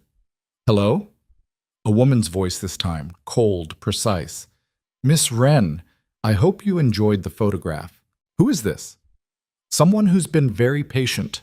Someone who's watched Darian Volkov for a very long time, waiting for the right moment to take everything he cares about. The voice paused. You're that moment. Alara's vision blurred. What do you want? I want you to understand something. 4 years ago, when Darian was shot, it wasn't random. It was a test. We wanted to see if he'd survive, if he'd find the woman who saved him, if he'd be stupid enough to fall in love. The woman laughed softly. And he was. Predictable to the end. Who are you? Someone who was there that night. Someone who took that photograph while you were pressing your hands to his chest, trying to keep him alive. Someone who's been waiting for this exact moment. Alara couldn't breathe. You set this up. From the beginning. Serrano was a pawn, a distraction. Something to make Darian feel powerful, like he could protect you. But he can't. Because we've always been 3 steps ahead. What do you want from me? I want you to make a choice. The woman's voice hardened. Tonight, midnight, come to the address I'm about to send you. Alone. If you bring Darian, if you tell him about this call, I will kill everyone you've ever cared about. Your supervisor, Margaret, your neighbor with the cat, the EMT who always brings you coffee. Every single person who's ever shown you kindness. You're insane. No, I'm thorough. A pause. Check your phone. The line went dead. A text message appeared. An address in the Bronx. A warehouse district near the river. Alara stared at the screen. Her hands were shaking so hard she almost dropped the phone. Victor was watching her in the rearview mirror. Miss Wren, are you all right? Fine, Alara lied. I'm fine. But she wasn't fine. Because someone had been watching 4 years ago. Someone had orchestrated everything. The shooting, the survival, the chance meeting at the auction. Someone had turned her entire relationship with Darian into a trap. And now that trap was closing. What's up? Alara made it to the warehouse apartment in Bay Ridge before she fell apart. Darian was waiting for her, and the moment he saw her face, he knew something was wrong. What happened? Alara showed him the photograph. Darian went completely still. He took the photo from her hands, stared at it for a long moment, then looked up with an expression that made her chest ache. Where did you get this? It was in the car. Victor didn't put it there. Someone else did. That's impossible. The car is Darian. Alara's voice shook. Someone's been watching us since the beginning. Since that night 4 years ago. They have photographs. They know everything. Darian's jaw clenched. He pulled out his phone and made a call, spoke in rapid Russian, his voice sharp and commanding. Hung up. Victor's checking the car for tracking devices, he said. And I'm pulling security footage from every street you've been on for the past week. Won't matter. What do you mean? Alara told him about the phone call, about the woman's voice, about the ultimatum. Darian's expression went from controlled to murderous in the space of a heartbeat. You're not going, he said. I don't have a choice. Yes, you do. We'll disappear. Leave the city. I have resources. She said she'll kill everyone I care about if I don't show up. Margaret, my neighbors, people I've worked with. Alara's voice broke. I can't let that happen. Then I'm coming with you. She said if you come, she'll kill them anyway. I don't care. I do. Alara grabbed his arms. Darian, please. I can't have more blood on my hands. I can't be the reason innocent people die. You're not going alone to meet someone who's been planning this for 4 years. Darian's voice was steel. That's not negotiable. Then what do we do? Darian was silent for a long moment. Then he pulled out his phone again and made another call. Luca, he said, I need a favor. The plan was insane. Alara would go to the warehouse, alone, as instructed, but Darian's men would be positioned around the perimeter, far enough that they wouldn't trigger any alarms, close enough to move in if things went wrong. Darian wanted to wire her, put a tracker in her shoe, give her a weapon. Alara refused all of it. If they search me and find anything, they'll know I didn't come alone, she said, and then everyone dies. Then I'll follow you. No. Alara, no. She cupped his face in her hands. You have to trust me, just this once. Let me do this my way. Darian looked at her like she was asking him to cut out his own heart. I can't lose you, he whispered. You won't. Alara kissed him, soft and desperate. I promise. She was lying, and they both knew it, but Darian let her go anyway. The warehouse in the Bronx was exactly the kind of place where bad things happened.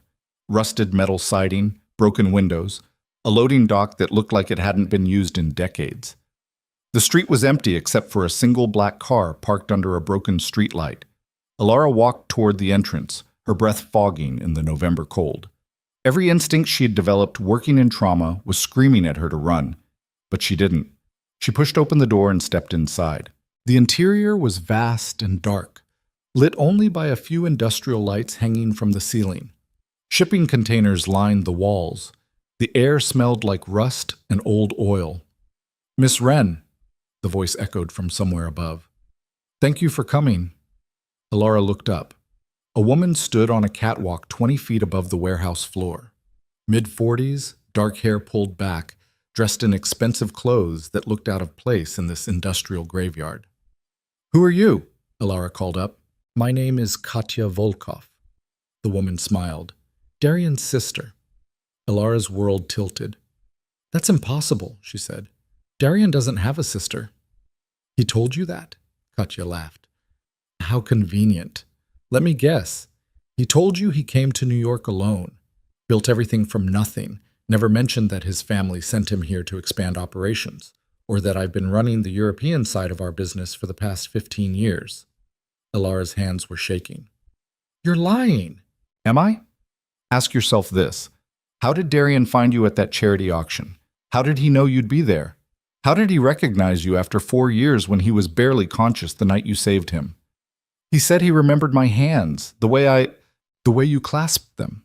Yes, very romantic. Katya's smile turned cold. Except I'm the one who told him about the auction. I'm the one who tracked you down using security footage from the hospital. I'm the one who orchestrated the entire meeting because my brother needed leverage, and you were perfect. Alara felt like the floor was dropping out from under her. No. Yes. Katya started walking down the metal stairs, her heels ringing against the grating. Darian was getting soft, making mistakes, letting sentiment cloud his judgment. So I gave him a project. I said, find the woman who saved your life. Make her fall in love with you. Use her to expand your influence into Queens, into the hospitals, the unions, the city infrastructure we've been trying to infiltrate for years. That's not true. Darian loves me. Oh, I'm sure he does now. My brother has always been sentimental, prone to attachment. Katya reached the warehouse floor and walked toward Alara with the confidence of someone who held all the cards.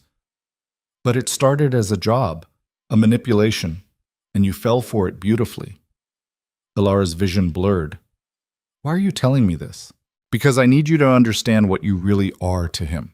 You're not his salvation. You're not his redemption. You're a tool, a means to an end. And now that you've served your purpose, I need you to disappear. And if I don't, Katya pulled a gun from her jacket, pointed it at Alara's chest. Then I'll make you, she said calmly. But I'd prefer if you just walked away. Told Darian you realized you couldn't live in his world. Broke his heart cleanly. It would be easier for everyone. Alara stared at the gun, at Katya's cold smile, at the shipping containers and the broken windows, and the single exit that might as well have been a mile away. And she realized something. She'd been played from the beginning. Every dinner, every conversation, every moment she'd thought was real had been orchestrated by a woman who saw her as nothing more than a chess piece. Her phone buzzed in her pocket. Katya's eyes narrowed. "Who's texting you?" Elara didn't answer, because she knew if she reached for her phone, Katya would shoot her. "I said, who's texting you?" The warehouse door exploded inward. Darian came through it like a storm, gun drawn, Victor and 4 other men flanking him. "Put it down, Katya," he said quietly. Katya's gun didn't waver from Elara's chest. "I told her to come alone." "And you really thought I'd let that happen?" Darian's voice was ice. "I've known about your plan for 2 weeks. Did you think I wouldn't notice when you started moving money through shell companies? When you made contact with Sorano behind my back? When you orchestrated an entire threat just to push Elara into a corner?" Katya's smile didn't falter. "So you know. Doesn't change anything. The gun is still pointed at her heart. And mine is pointed at yours." Darian took a step forward. "But here's the difference. You're my blood, and I'll still kill you to protect her." "No, you won't. You've never been able to pull the trigger on family. Try me." The air in the warehouse was so tense Elara could barely breathe. She could see Darian's finger on the trigger, could see the calculation in Katya's eyes. "Last chance," Darian said. "Put down the gun." Katya's hand tightened. Elara moved without thinking, threw herself sideways the way she'd been trained in hospital active shooter drills. The gun went off. Pain exploded through Elara's shoulder, white-hot and consuming. She hit the concrete floor hard, and her vision went black at the edges. More gunshots, shouting, the sound of bodies hitting the ground. Then Darian's face, inches from hers, his hands on her shoulder, applying pressure. "Stay with me," he was saying. His voice was shaking. "Elara, stay with me. Keep your eyes open." Elara tried to focus, tried to breathe, but the pain was overwhelming, and the darkness was closing in. "You lied," she whispered. "What?" "Your sister said you lied, that you were using me." Darian's face crumbled. "No, listen to me. She's insane. She's been trying to sabotage me for years because she thinks I'm weak. Everything she told you was designed to break us apart. How do I know you're telling the truth?" "Because I'm here." His hands pressed harder against her shoulder. "Because I chose you over her. Because I'd burn my entire empire to the ground if it meant keeping you alive." Elara's vision was fading. She could hear sirens in the distance, could feel Darian's hands on her, warm and steady, just like 4 years ago. "Don't you dare," he was saying. "Don't you dare leave me, not after everything, Elara, Elara." But the darkness was pulling her under. And the last thing she saw before everything went black was Darian's face, terrified and broken and completely, utterly human. Elara woke up in a hospital bed, not Queen's General, somewhere private. The room was too quiet, too clean, and the machines monitoring her vitals were top of the line. Darian was asleep in a chair next to her bed, his head resting on his crossed arms. He looked terrible, unshaven, exhausted, his expensive suit wrinkled and stained with what looked like blood. Her blood. Elara tried to sit up. Pain shot through her shoulder and she gasped. Darian's eyes snapped open. He was on his feet instantly, hands hovering over her like he was afraid to touch her. "Don't move," he said hoarsely. "You had surgery. The bullet went through your shoulder, missed the bone, but you lost a lot of blood." "How long?" 18 hours. His voice cracked. "You've been unconscious for 18 hours, and I've been losing my mind." Elara looked at him, really looked at him, at the fear in his eyes, at the way his hands were shaking. "Your sister," she said. Darian's jaw clenched. "Dead. Victor shot her when she fired at you. She's gone. I'm sorry. Don't." He sat down on the edge of her bed, careful not to jostle her. "Don't apologize for surviving. Don't apologize for her being insane. Just don't." Was she telling the truth? Elara's voice was barely a whisper. "Did you use me?" Darian looked at her for a long moment. Then he reached into his pocket and pulled out a worn photograph. The same photograph Katya had sent. Darian on the sidewalk, Elara's hands on his chest. "I've carried this for 4 years, he said quietly. Katya took it, sent it to me in the hospital as proof that someone had saved me. But she didn't find you. I did. I spent 4 years searching because I needed to know if you were real. Not because I wanted to use you. Because I needed to thank you. He set the photograph on the bedside table. When I saw you at that auction, I didn't have a plan. I didn't have an agenda. I just knew I couldn't let you walk out of that room humiliated. And everything that happened after, every dinner, every conversation, every moment, was real. I swear it. Alara's eyes burned. How do I know you're not lying? You don't. Darian's voice was raw. You'll have to decide whether to trust me. And if you can't, if Katya's poison worked and you can't see past her manipulation, then I'll let you go. I'll disappear. You'll never see me again. That's not fair. None of this is fair. But I'm not going to trap you with guilt or obligation or anything else. You get to choose, me or your freedom, and I'll respect whichever you pick. Alara closed her eyes, felt the pain in her shoulder, thought about Margaret's warning, about Serrano's threats, about waking up in a hospital bed because she'd been shot trying to protect a man who lived in a world that would always be dangerous. She should walk away. She knew she should. But when she opened her eyes and saw Darian looking at her like she was the only thing holding him together, she realized something. She'd already made her choice. She'd made it the moment she stepped into that Bronx warehouse. She'd made it when she'd thrown herself sideways to avoid Katya's bullet. She'd made it 4 years ago on a rain-soaked sidewalk when she'd pressed her hands to a dying man's chest and refused to let him go. I choose you, Alara whispered. God help me. I choose you. Darian's face broke. He leaned forward carefully, pressed his forehead against hers. Thank you, he breathed. Thank you. And Alara knew, with the certainty of someone who'd spent years watching people fight for their lives, that she'd just committed to something that would either save her or destroy her. There was no middle ground. Not anymore. Recovery was hell. Not the physical part. Alara had dealt with worse injuries in the trauma ward, watched patients fight through pain that would break most people. The bullet had gone clean through her shoulder, missed the major arteries, and the surgeon had done excellent work. 6 weeks, they said. Maybe 8. Then physical therapy and she'd be back to normal. The hell was everything else? Darian moved her into the warehouse in Red Hook the day she was discharged. Not because she couldn't go home. Her apartment in Astoria was still there, still hers, but because he refused to let her out of his sight. Just until we're sure, he'd said. Until we know Katya didn't have other people working with her. Alara had been too exhausted to argue, so she lived in the warehouse with the books and the harbor view, and Darian watching her like she might shatter at any moment. Victor brought her meals. A physical therapist came 3 times a week. Darian worked from home, or what passed for home in his world, conducting business in Russian on encrypted phones while Alara sat on the couch reading medical journals and trying not to go insane. Margaret called every other day. Alara stopped answering after the first week because she couldn't explain why she was living with a man who'd just killed his own sister to protect her. The texts from Margaret got more insistent. You need to come back to work. Your leave is running out. Call me. Alara deleted them. On the 3rd week, Darian found her crying in the bathroom at 2 in the morning. He didn't ask what was wrong, just sat down on the tile floor next to her and waited. I can't do this, Alara finally said. Her voice was raw from sobbing.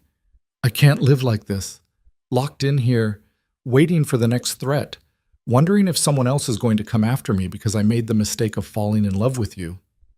Darian's jaw tightened. What do you want me to do? I don't know. Alara wiped her eyes. Let me go back to work. Let me have my life back. You know I can't do that. Not yet. Why? Katya's dead. Serrano's dead. Who else is there? I don't know. That's the problem. Darian's hands clenched into fists. Katya had connections all over Europe. She could have told anyone about you before she died. And until I know for certain that every loose end is tied up, you're staying here where I can protect you. I don't want to be protected. I want to be alive. You are alive, because I made sure of it. No. Alara stood up, her shoulders screaming in protest. I'm existing. That's not the same thing. Darian stood too, blocking the bathroom doorway with his body. What do you want from me, Alara? You want me to apologize for keeping you safe? You want me to say I'm sorry for loving you enough to make sure you don't end up dead in a warehouse? I want you to trust me to make my own decisions. I want you to stop treating me like I'm fragile. You got shot 3 weeks ago, and I've treated gunshot wounds for 6 years. I know how they heal. I know what I can handle. Ilara stepped closer to him. But what I can't handle is you deciding what's best for me without asking. That's not love, Darian. That's control. His expression cracked. For a moment, she saw past the controlled exterior to the fear underneath. I can't lose you, he said quietly. If something happens to you because I wasn't careful enough, because I let you walk into danger, then that's my choice to make, not yours. They stared at each other in the small bathroom, both breathing hard, both terrified in different ways. 1 week, Darian finally said. Give me 1 more week to make sure Katya didn't have other plans in motion. Then you can go back to work, back to your apartment, back to whatever life you want. And you?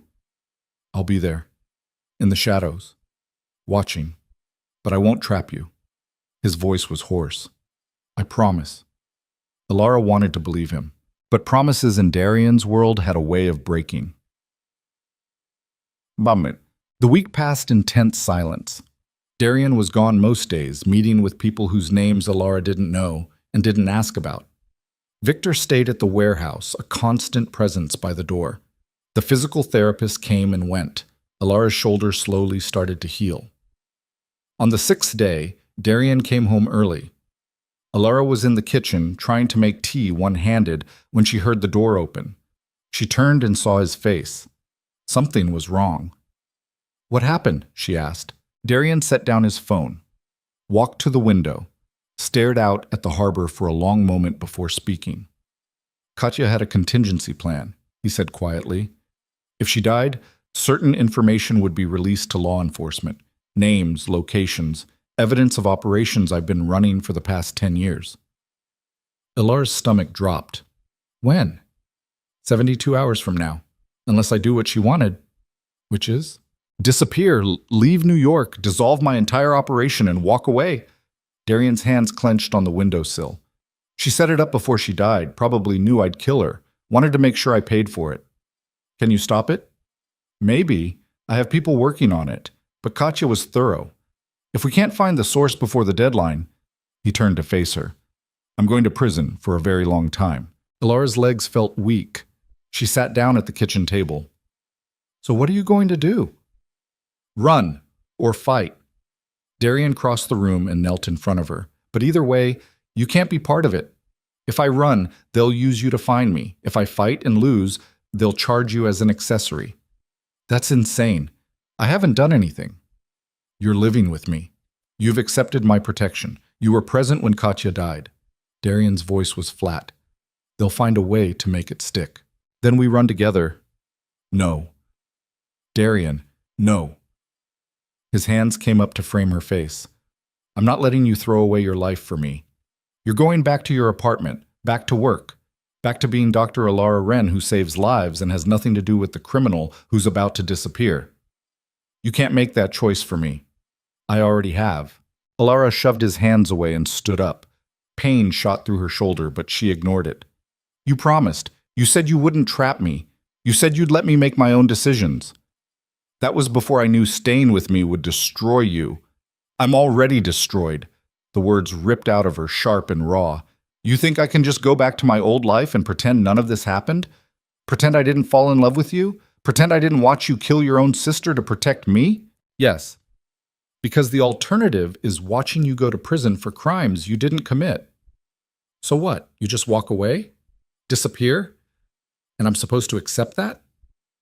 Yes. Ilara's vision blurred with tears. You're a coward. Darian flinched like she'd hit him. Maybe, but I'm a coward who loves you enough to let you go. He stood up, walked to the door, turned back one last time. Victor will take you home tomorrow morning, he said quietly. By the time you wake up, I'll be gone. Don't try to find me. Don't try to contact me. Just live your life. Be the person you were before you saved me. Darian! But he was already walking out. Ilara heard his footsteps on the stairs, heard the door to his office close, heard the lock click into place. She stood in the kitchen, alone, and felt something inside her break clean in half. Oh, she didn't sleep. Couldn't sleep. Just lay in the guest room staring at the ceiling, listening to the sounds of the warehouse, the creak of metal, the distant hum of traffic, the occasional footstep from Darian's office that proved he wasn't sleeping either. At 4 in the morning, she got up. Her shoulder protested as she pulled on jeans and a sweater, but she'd learned to work through pain. She walked quietly through the warehouse, past Victor sleeping in a chair by the door, up the stairs to Darian's office. The door was locked. "Darian," she said quietly, "I know you're in there." Silence. "I'm not leaving tomorrow. You can't make me." More silence. Alara leaned her forehead against the door. "I saved your life 4 years ago because I couldn't stand to watch someone die when I had the power to stop it. And I'm not going to stand by now and watch you destroy yourself to protect me. So either you open this door and we figure this out together, or I'm going to the police and telling them everything. Every name, every operation, everything you've ever told me." The lock clicked. The door opened. Darian stood there looking like he'd aged 10 years in the past 12 hours. His shirt was wrinkled. His eyes were red. He looked at her like she was a problem he couldn't solve. "You wouldn't," he said. "Try me." Alara pushed past him into the office. "You think I'm going to let you martyr yourself? You think I'm just going to go back to Queen's General and pretend I don't know what happened?" "Yes, because that's the smart thing to do." "I don't care about smart. I care about you." Darian laughed, a harsh, broken sound. "You shouldn't. I've brought you nothing but pain. You've brought me a lot of things. Pain, yes, but also joy, purpose. Someone who sees me as more than just a nurse who works too many hours." Alara crossed the room to stand in front of him. "You made me feel alive for the first time in years. And I'm not walking away from that just because it's hard." "Alara, no. Listen to me." She grabbed his shirt with her good hand. "I don't care if you have to run. I don't care if we spend the rest of our lives looking over our shoulders. I'd rather have that with you than safety without you." "You don't know what you're saying." "Yes, I do. I'm a trauma nurse. I've watched people die. I know what it looks like when someone gives up. And I'm not letting you give up on us." Darian's control shattered. He pulled her against him, careful of her shoulder, and buried his face in her hair. "I can't protect you if you won't let me," he whispered. "I don't need protection. I need you." They stood there for a long time, holding each other in the pre-dawn darkness. Then Darian's phone rang. He pulled away, checked the screen, and his entire body went rigid. "What?" Alara asked. "It's Luca, Serrano's second in command." Darian answered the call. "What?" Even from across the room, Alara could hear the urgency in Luca's voice. Darian's expression went from tense to murderous. "When?" More talking. "How many?" Darian hung up, looked at Alara with an expression that made her blood run cold. "What happened?" she asked. "Katya's contingency plan just activated early. Someone leaked information to the FBI. They're moving on my operations in 2 hours. Every warehouse, every business, every person who's ever worked for me." His jaw clenched. "And they have a warrant for my arrest." "How is that possible? You said 72 hours. Someone moved up the timeline. Someone who knew about Katya's plan and decided to accelerate it. Darian's hands were shaking. "I need to move. Now. Get my people out. Burn evidence. Disappear before they kick down the door." "Then do it. I'll help." "No, you're leaving. Victor." The door opened. Victor appeared, instantly alert. "Get her out of here," Darian said. "Take her to her apartment. Make sure she's inside before the FBI arrives. And Victor," his voice cracked, "make sure they know she had nothing to do with any of this." "Boss, do it. Now." Victor nodded and moved toward Alara. Alara backed away. "I'm not going." "Yes, you are." "No, I'm not leaving you." "Alara, please." Darian's voice was desperate. "I'm begging you. Walk away. Save yourself. Don't let me be the reason your life falls apart. It's too late for that." Alara's voice was steady, even though her heart was pounding. "My life fell apart the moment I pressed my hands to your chest 4 years ago. I just didn't know it yet." Darian stared at her. Then he turned to Victor. "Leave us." Victor hesitated, then walked out and closed the door. Darian crossed the room and grabbed Alara's shoulders, gentle despite the desperation in his eyes. "If you stay, you go down with me," he said. "They'll charge you. They'll destroy your nursing license. You'll lose everything you've worked for. I know. Then why? Because I love you. Alara's voice broke. Because you're the first person who's ever looked at me and seen someone worth protecting, and I'm not going to abandon you when you need me most. Darian's eyes closed. You're going to regret this. Probably. But I'd regret leaving more.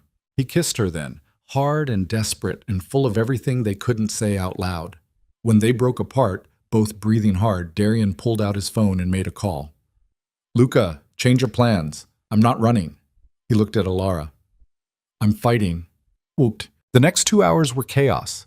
Darian made calls, gave orders in Russian and English and Italian.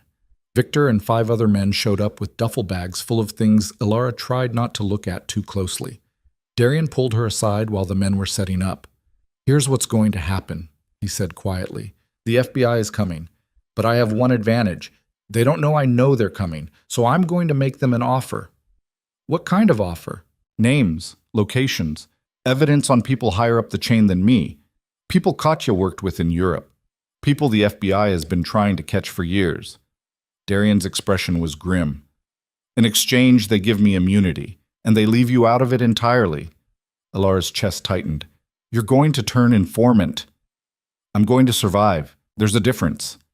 Darian, if you do this, those people will come after you. You'll spend the rest of your life looking over your shoulder. I'm already doing that. At least this way I'll have the FBI between me and them. He cupped her face. And you'll be safe. That's all that matters. What about us? There is no us if you're in prison. His thumb traced her cheekbone. I need you alive and free more than I need you with me. Do you understand?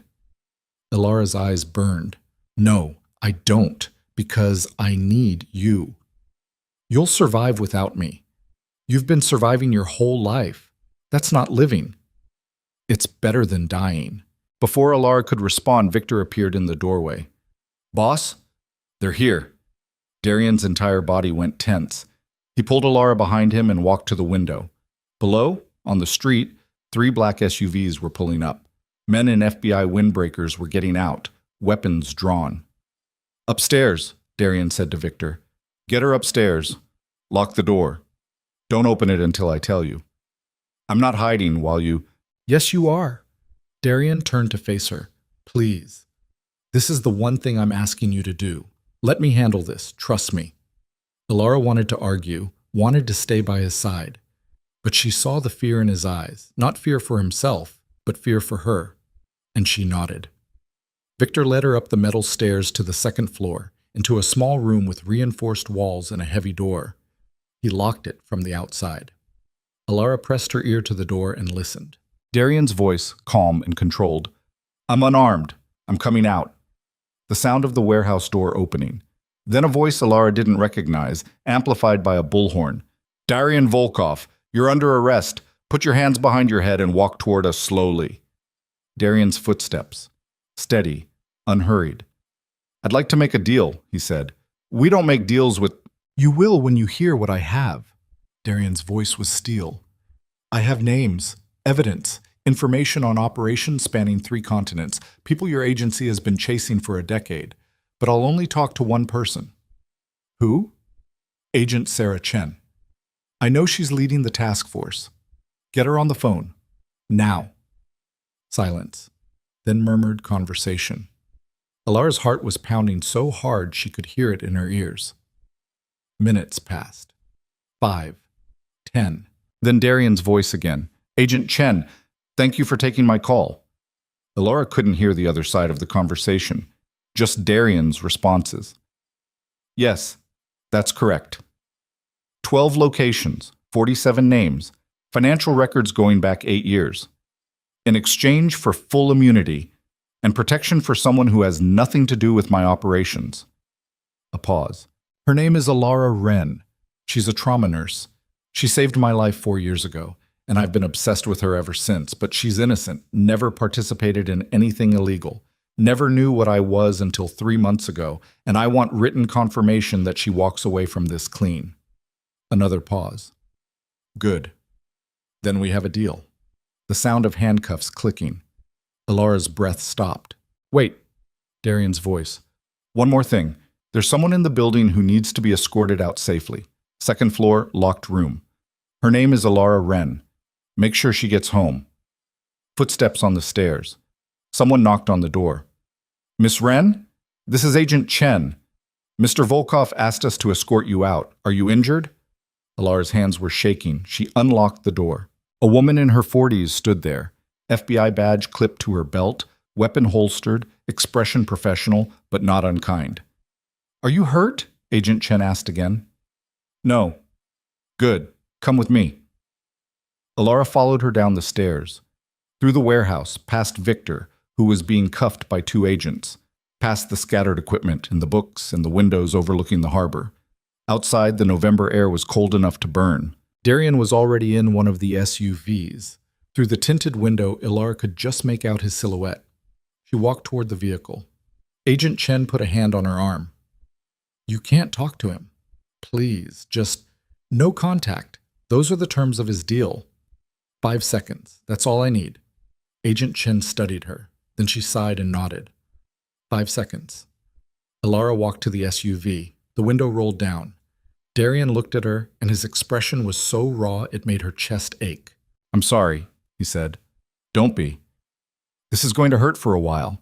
But you'll survive. You always do. What about you? I'll be fine. Witness protection, new name, new life. Somewhere far from here. His voice cracked. I'll think about you every day. Darian, I love you. He said it quickly, desperately, like he was running out of time. I love you, and I'm sorry I couldn't be the man you deserved. The window started rolling up. Alara grabbed the edge. Wait, where are they taking you? I don't know, and I can't tell you even if I did. The window closed completely. The SUV pulled away. Alara stood in the street, watching it disappear into the November morning, and felt her entire world collapse. Agent Chen touched her shoulder. We'll need a statement, but not today. Go home. Rest. We'll contact you. Am I under arrest? No. Mr. Volkov was very clear that you had no knowledge of his activities. As far as we're concerned, you're a victim. Alara almost laughed. Victim. Right. A different agent drove her back to her apartment in Astoria, walked her to her door, made sure she got inside safely, then left her alone. Alara stood in her apartment, the same apartment she'd lived in for 6 years, the same space that felt both familiar and completely foreign, and looked around. The radiator was still working. Darian had fixed it months ago. There was still food in her fridge from the last delivery he'd sent. Her toothbrush, the one she'd kept at the warehouse, was in her bathroom because she'd brought it home last week. Evidence of him everywhere and nowhere. Her phone rang. Margaret. Alara answered it. Where the hell have you been? Margaret demanded. I've been calling for weeks. Your leave is up. You need to come back to work or... I'll be there Monday, Alara said quietly. What? Monday. I'll be there. I'm ready to come back. Margaret was silent for a moment. Are you okay? No, but I will be. She hung up before Margaret could ask more questions. Then Alara Wren, trauma nurse from Queens, sat down on her couch and let herself break. She cried for Darian, for the life they'd almost had, for the warehouse and the books and the Thursday dinners, and the way he'd looked at her like she was the only real thing in a world made of smoke. She cried until she had nothing left. Then she stood up, washed her face, made coffee, and started planning how to survive without him. 3 days later, the news broke. Federal authorities had dismantled one of the largest organized crime operations on the East Coast. 47 arrests, 12 locations raided, millions in assets seized. The name Darian Volkov was mentioned once, in passing. A cooperating witness. Location unknown. Alara watched the news with a hollow feeling in her chest. Her phone rang. Unknown number.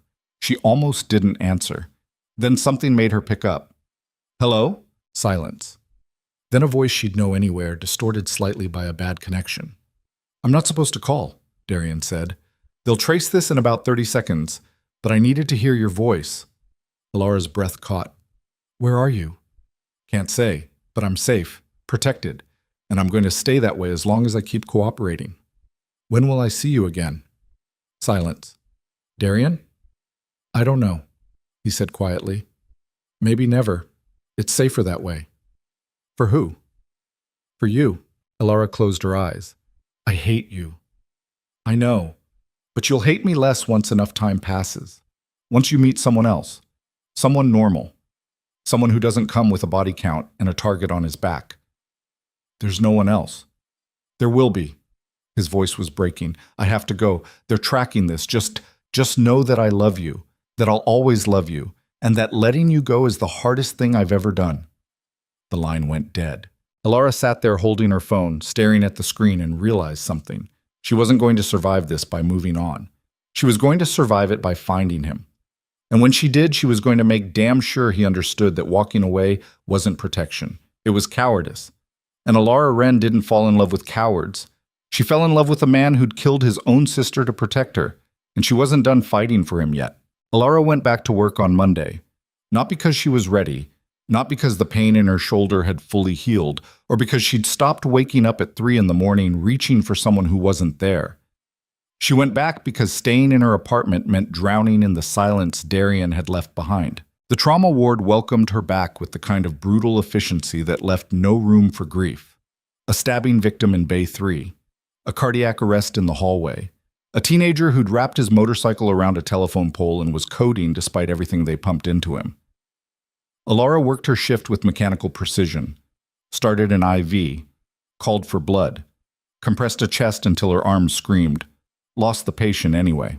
Margaret found her in the supply closet after the shift ended, sitting on an overturned bucket with her head in her hands.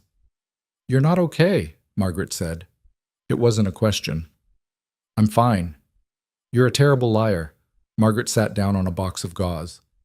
The man you were seeing, he's gone, isn't he? Alara didn't answer. I saw the news, the FBI raid. I put it together. Margaret's voice was gentle.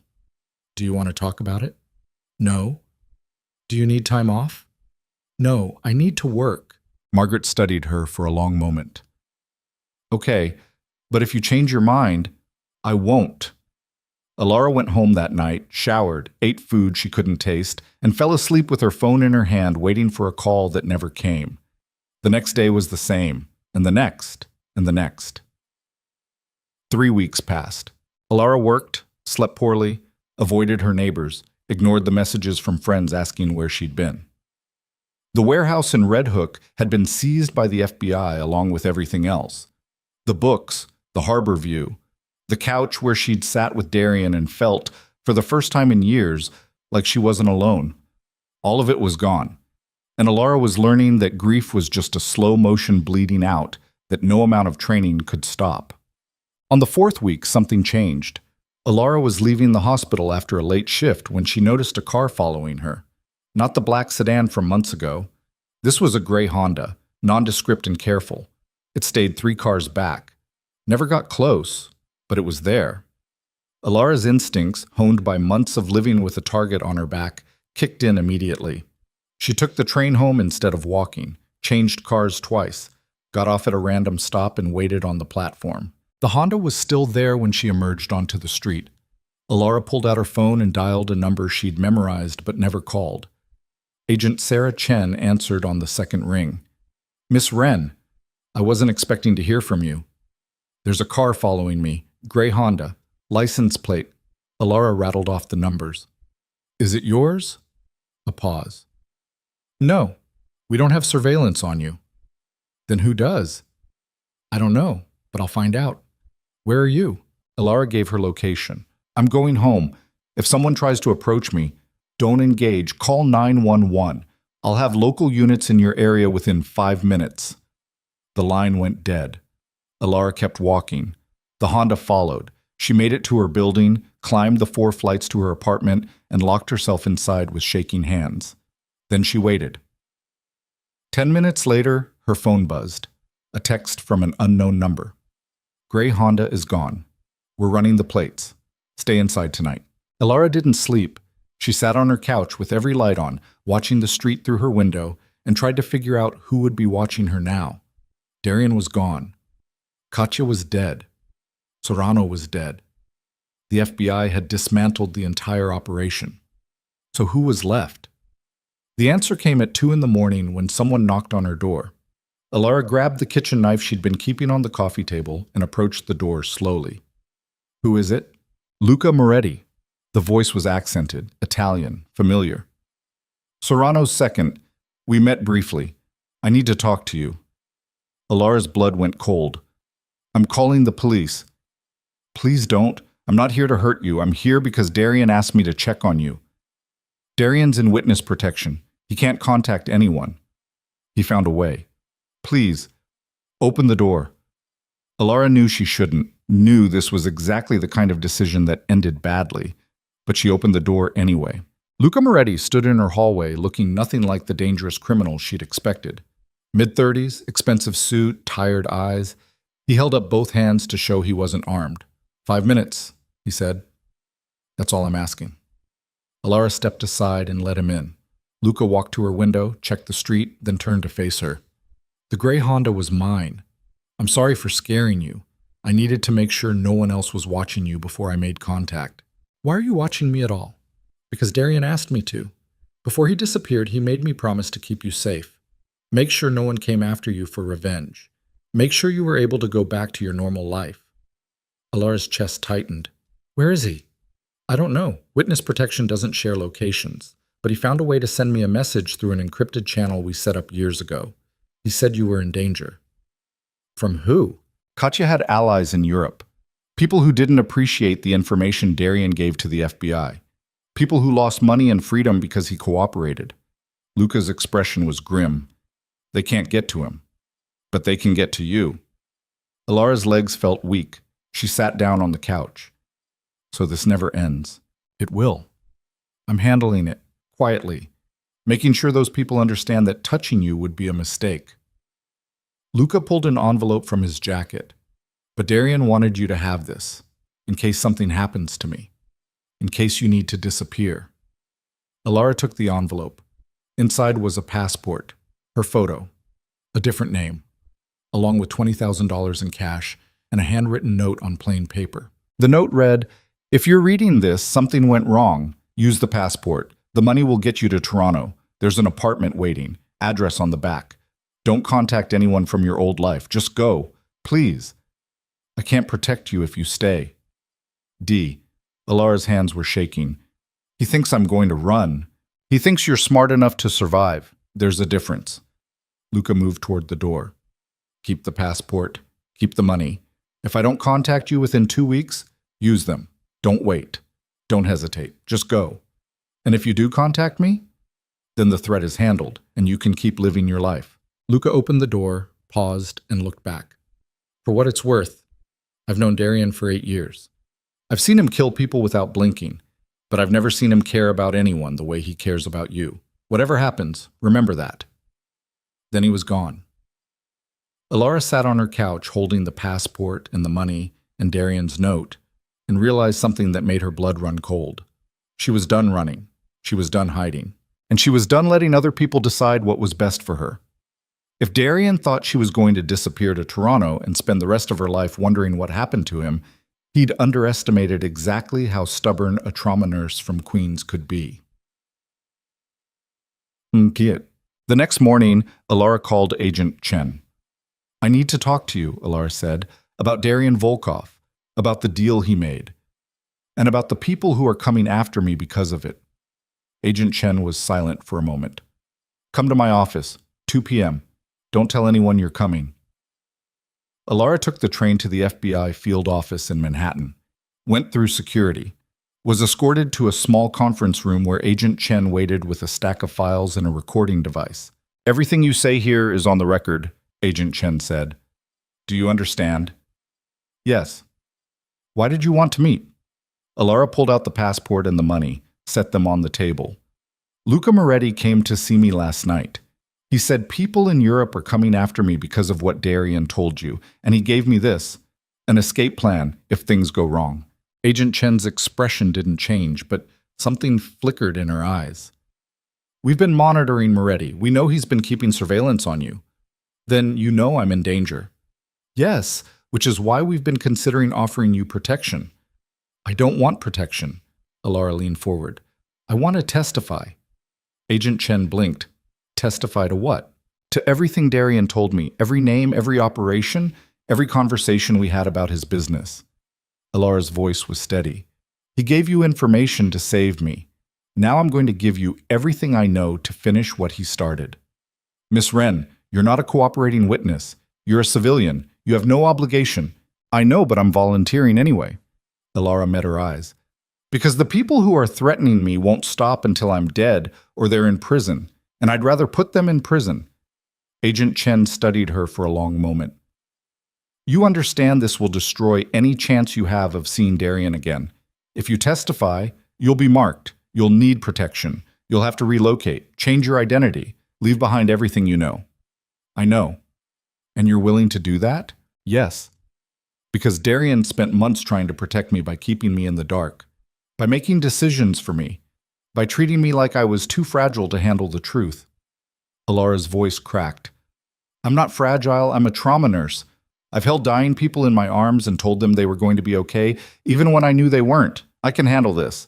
Agent Chen turned off the recording device, leaned back in her chair.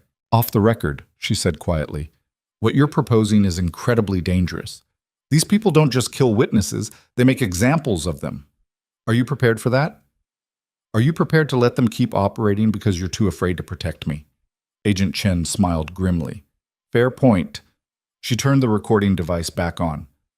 All right, Miss Wren, let's talk about what you know. Alara told her everything. About the dinners, the warehouse, the books, the way Darian had described his operations in fragments, never enough to incriminate himself, but enough that a smart investigator could piece together the larger picture. She told Agent Chen about Katya, about the night in the Bronx warehouse, about the photograph and the revelation that everything had been orchestrated. She told her about Sorano, about Luca, about the encrypted messages and the gray Honda and the passport with a fake name. By the time she finished, it was almost 6 p.m. Agent Chen had filled 3 legal pads with notes. This is enough, she said quietly. More than enough. We can move on the European connections within 48 hours, but you understand what happens next. I go into protection. Yes, new name, new city, new life. You'll never work as a nurse again, too easy to trace through licensing. You'll never contact anyone from your old life, not your friends, not your colleagues, not Darian, Alara finished. I know. Can you live with that? Alara thought about the warehouse, about Thursday dinners and harbor views and the way Darian had looked at her like she was the only real thing in a world made of smoke. I don't have a choice, she said. If I don't do this, I'm dead anyway. At least this way I'm fighting back. Agent Chen nodded. We'll move you tonight. Pack light, just essentials. Leave your phone behind. We'll provide you with everything else. Can I? Alara's voice broke. Can I leave a message for Darian? Something to let him know I'm okay? No direct contact. It's too dangerous. Then indirect contact, a note, an email, something. Agent Chen was silent for a moment. Then she sighed. I'll see what I can do, but no promises. They moved Alara to a safe house in upstate New York that night. Not the picturesque kind with rolling hills and charming barns. The kind that was a concrete box with reinforced windows and armed guards who changed shifts every 8 hours. Alara spent 3 days there being debriefed by federal prosecutors, answering the same questions over and over, identifying photographs, signing documents. On the 4th day, Agent Chen came to see her. We've made arrests, she said. 7 people in Europe, 3 in New York, all tied to Katya's network. All people who were planning to come after you. Alara's breath caught. So it's over? For now, but we're not taking chances. You're still going into protection. Where? Seattle. We've set up an identity for you. Sarah Mitchell, office manager at a tech company. Apartment in Capitol Hill. You start in 2 weeks. Alara closed her eyes. Seattle. 3,000 miles from New York. From the hospital. From the life she'd built. What about Darian? She asked quietly. Agent Chen pulled an envelope from her jacket. He doesn't know you testified. He doesn't know you're in protection, and we can't tell him. It's too dangerous. Then what's this? A letter. From him to you. It was intercepted by our monitoring system. He sent it through an encrypted channel to Luca Moretti, who was supposed to deliver it if something happened to you. Agent Chen set the envelope on the table. I'm breaking protocol by giving you this, but I figure you've earned it." She walked out before Alara could thank her. Alara sat alone in the safe house, holding the envelope. Her hands were shaking. She opened it. The letter was written in Darian's careful handwriting on plain white paper. "Alara, if you're reading this, I'm either dead or you're in danger I couldn't prevent. Either way, I failed you. I'm sorry. I've spent the past month in a small town in Montana where no one knows my name, and the only thing that matters is whether you pay your tab at the diner. It's quiet, safe, empty. Everything I thought I wanted. But it's not home, because home was wherever you were.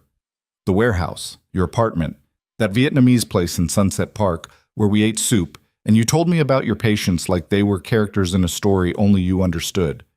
I miss you. I miss the way you held your hands behind your back when you were nervous. I miss the way you called me out when I was being controlling.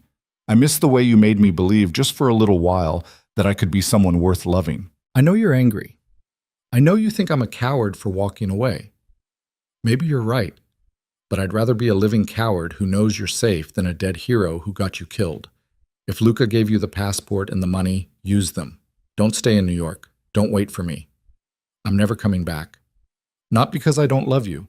I love you more than I've ever loved anything, but because coming back would put you in danger, and I can't live with that. Be safe. Be happy. Forget about me. I'll never forget about you. D. Alara read the letter 3 times. Then she folded it carefully, put it back in the envelope, and made a decision. She wasn't going to forget about him, but she was going to survive. And maybe, someday, if the universe had any sense of mercy, their paths would cross again. Tab, 6 months later. Seattle in the spring was nothing like New York. The rain was softer, the people were politer. The coffee was better, but the pizza was terrible. Alara, now Sarah Mitchell, worked at a tech startup managing schedules and pretending she didn't miss the chaos of a trauma ward. She lived in a 1-bedroom apartment with a view of the Space Needle and furniture that came from IKEA instead of Craigslist. She had new friends who didn't know she'd once saved lives for a living. A routine that involved yoga classes and farmers markets. A life that was safe and small and nothing like what she'd left behind. And every night she took out Darian's letter and read it before she went to sleep. On a Tuesday in April, 6 months and 12 days after she'd left New York, Alara was walking home from work when she saw him. He was standing across the street, leaning against a lamppost, wearing jeans and a jacket she didn't recognize. His hair was longer. He had a beard. He looked thinner, older, more tired, but it was him. Alara stopped walking. Her heart slammed against her ribs. Darian saw her. Their eyes met across the street. For a moment, neither of them moved. Then Darian crossed the street, slowly, like he was afraid she'd run. He stopped 3 feet away from her. "Hi," he said. Alara couldn't breathe. "You're not supposed to be here." "I know. They'll arrest you if they find out you broke protocol." "I know." "Then why?" "Because I couldn't stay away anymore." Darian's voice was rough. "Because I spent 6 months in Montana convincing myself you were better off without me, and I almost believed it. Then Luca told me what you did, that you testified, that you went into protection, that you gave up everything to finish what I started." Alara's eyes burned. "How did you find me?" "I'm good at finding people, especially people I'm in love with." He took a step closer. "Agent Chen is going to be furious. I might go to prison for this, but I needed to see you. I needed to know you were okay." "I'm okay." "Are you?" His eyes searched her face. "Because you look like you haven't slept in months." "Neither have you." Darian laughed, a broken sound. "No, I haven't." They stood there on a Seattle sidewalk while people walked past them, oblivious to the fact that 2 people who'd destroyed their lives for each other were finally, impossibly, in the same place at the same time. "What do we do now?" Alara whispered. "I don't know." Darian reached out slowly, giving her time to pull away. When she didn't, he cupped her face in his hands. "But I know I can't walk away from you again. I tried. It almost killed me. If you stay, they'll find us. Both of us. Then we run, together this time." "That's insane." "So is everything else we've done." His thumb traced her cheekbone. I'm not asking you to give up your life for me again, Alara. I'm asking if you want to build a new one. With me. Somewhere neither of us has to hide who we are or what we've survived. Alara thought about the warehouse, about Thursday dinners and radiators and the way Darian had stood up in a Greenwich ballroom and paid $100,000 for her dignity. She thought about the trauma ward, about Margaret and Victor and the patients she'd saved and the ones she'd lost. She thought about Katya and Sorano and Agent Chen and the passport with a fake name. And she realized something that made her chest ache. She'd been running her whole life, from grief, from loneliness, from the fear that she'd never matter to anyone the way she mattered to the people she saved. But Darian had made her matter, had seen her, had chosen her over everything, and she was done running. Okay, she said. Darian's breath caught. Okay? Let's go, let's disappear, let's build something new. Alara's voice was steady. But no more secrets, no more protecting me from the truth. If we do this, we do it as equals. Equals, Darian agreed. He kissed her then, soft and desperate and full of 6 months of longing. When they broke apart, both breathing hard, Darian pulled out his phone. I have a boat waiting in the harbor, he said, and a plan to get us to Vancouver without being traced. After that, we figure it out as we go. Together. Together. They walked to the harbor hand in hand, got on a small fishing boat piloted by someone who didn't ask questions, disappeared into the Puget Sound as the sun set over Seattle. Agent Chen would be furious. The FBI would search for them. Their new identities would be burned. But Alara didn't care, because for the first time since she'd pressed her hands to a dying man's chest 4 years ago, she felt alive. Not safe, not comfortable, but alive. And that was enough. 3 years later, the small coastal town in British Columbia didn't have a name most people recognized. It was the kind of place where fishing boats outnumbered cars and everyone knew everyone else's business, but had the decency to pretend they didn't. Alara worked at the local clinic, not as a trauma nurse, her credentials were useless now, but as a medical assistant who did everything from blood draws to wound care to delivering babies when the doctor was stuck on the mainland.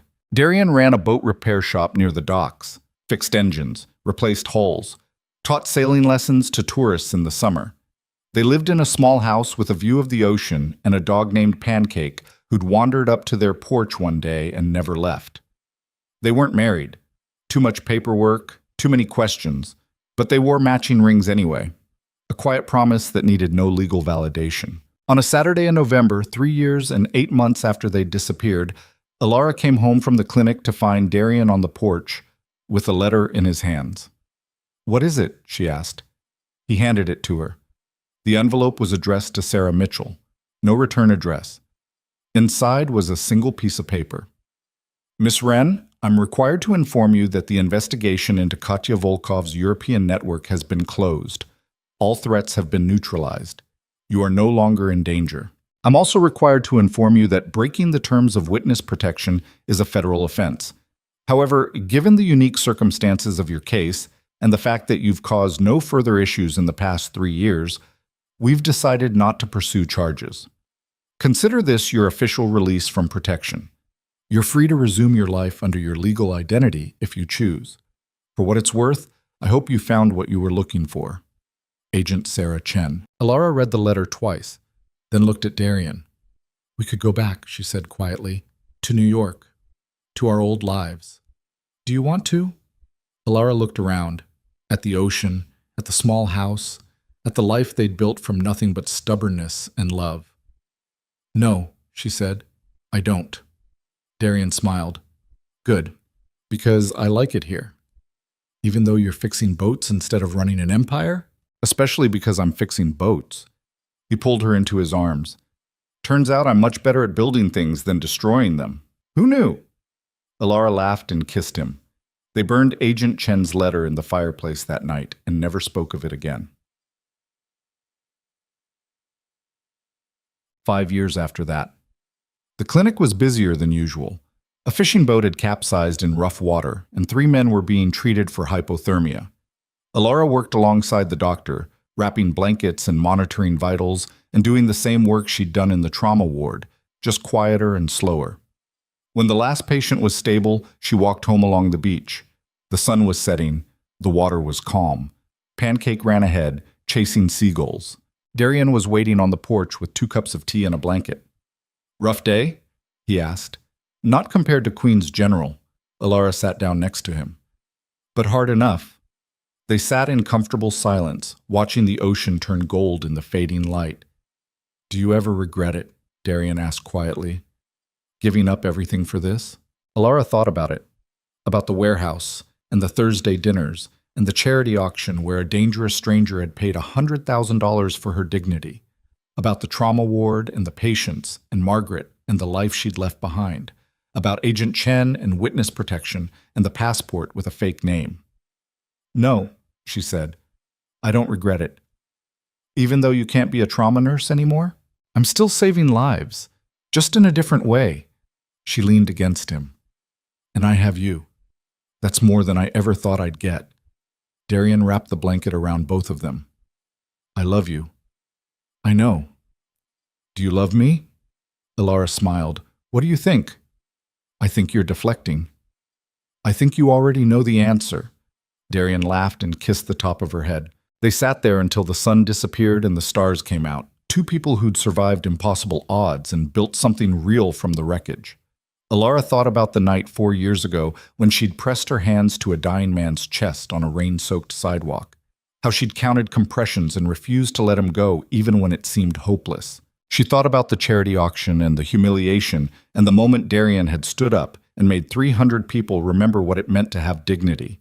She thought about Katya and Serrano and the warehouse in the Bronx and the moment she'd chosen to fight instead of run. And she realized something that made her chest ache with gratitude. She'd spent her whole life saving people, but Darian Volkov had saved her. Not from danger, not from death, from invisibility. He'd seen her when no one else did, had looked at a woman in a borrowed dress and recognized someone worth $100,000. Worth an empire. Worth everything. And in return, she'd given him the only thing she'd ever been good at. A reason to keep breathing. They were imperfect. Flawed. Built from violence and trauma and the kind of desperation that made people do insane things. But they were also real. And in the end, that was the only thing that mattered. "Hey," Darian said quietly. "What are you thinking about?"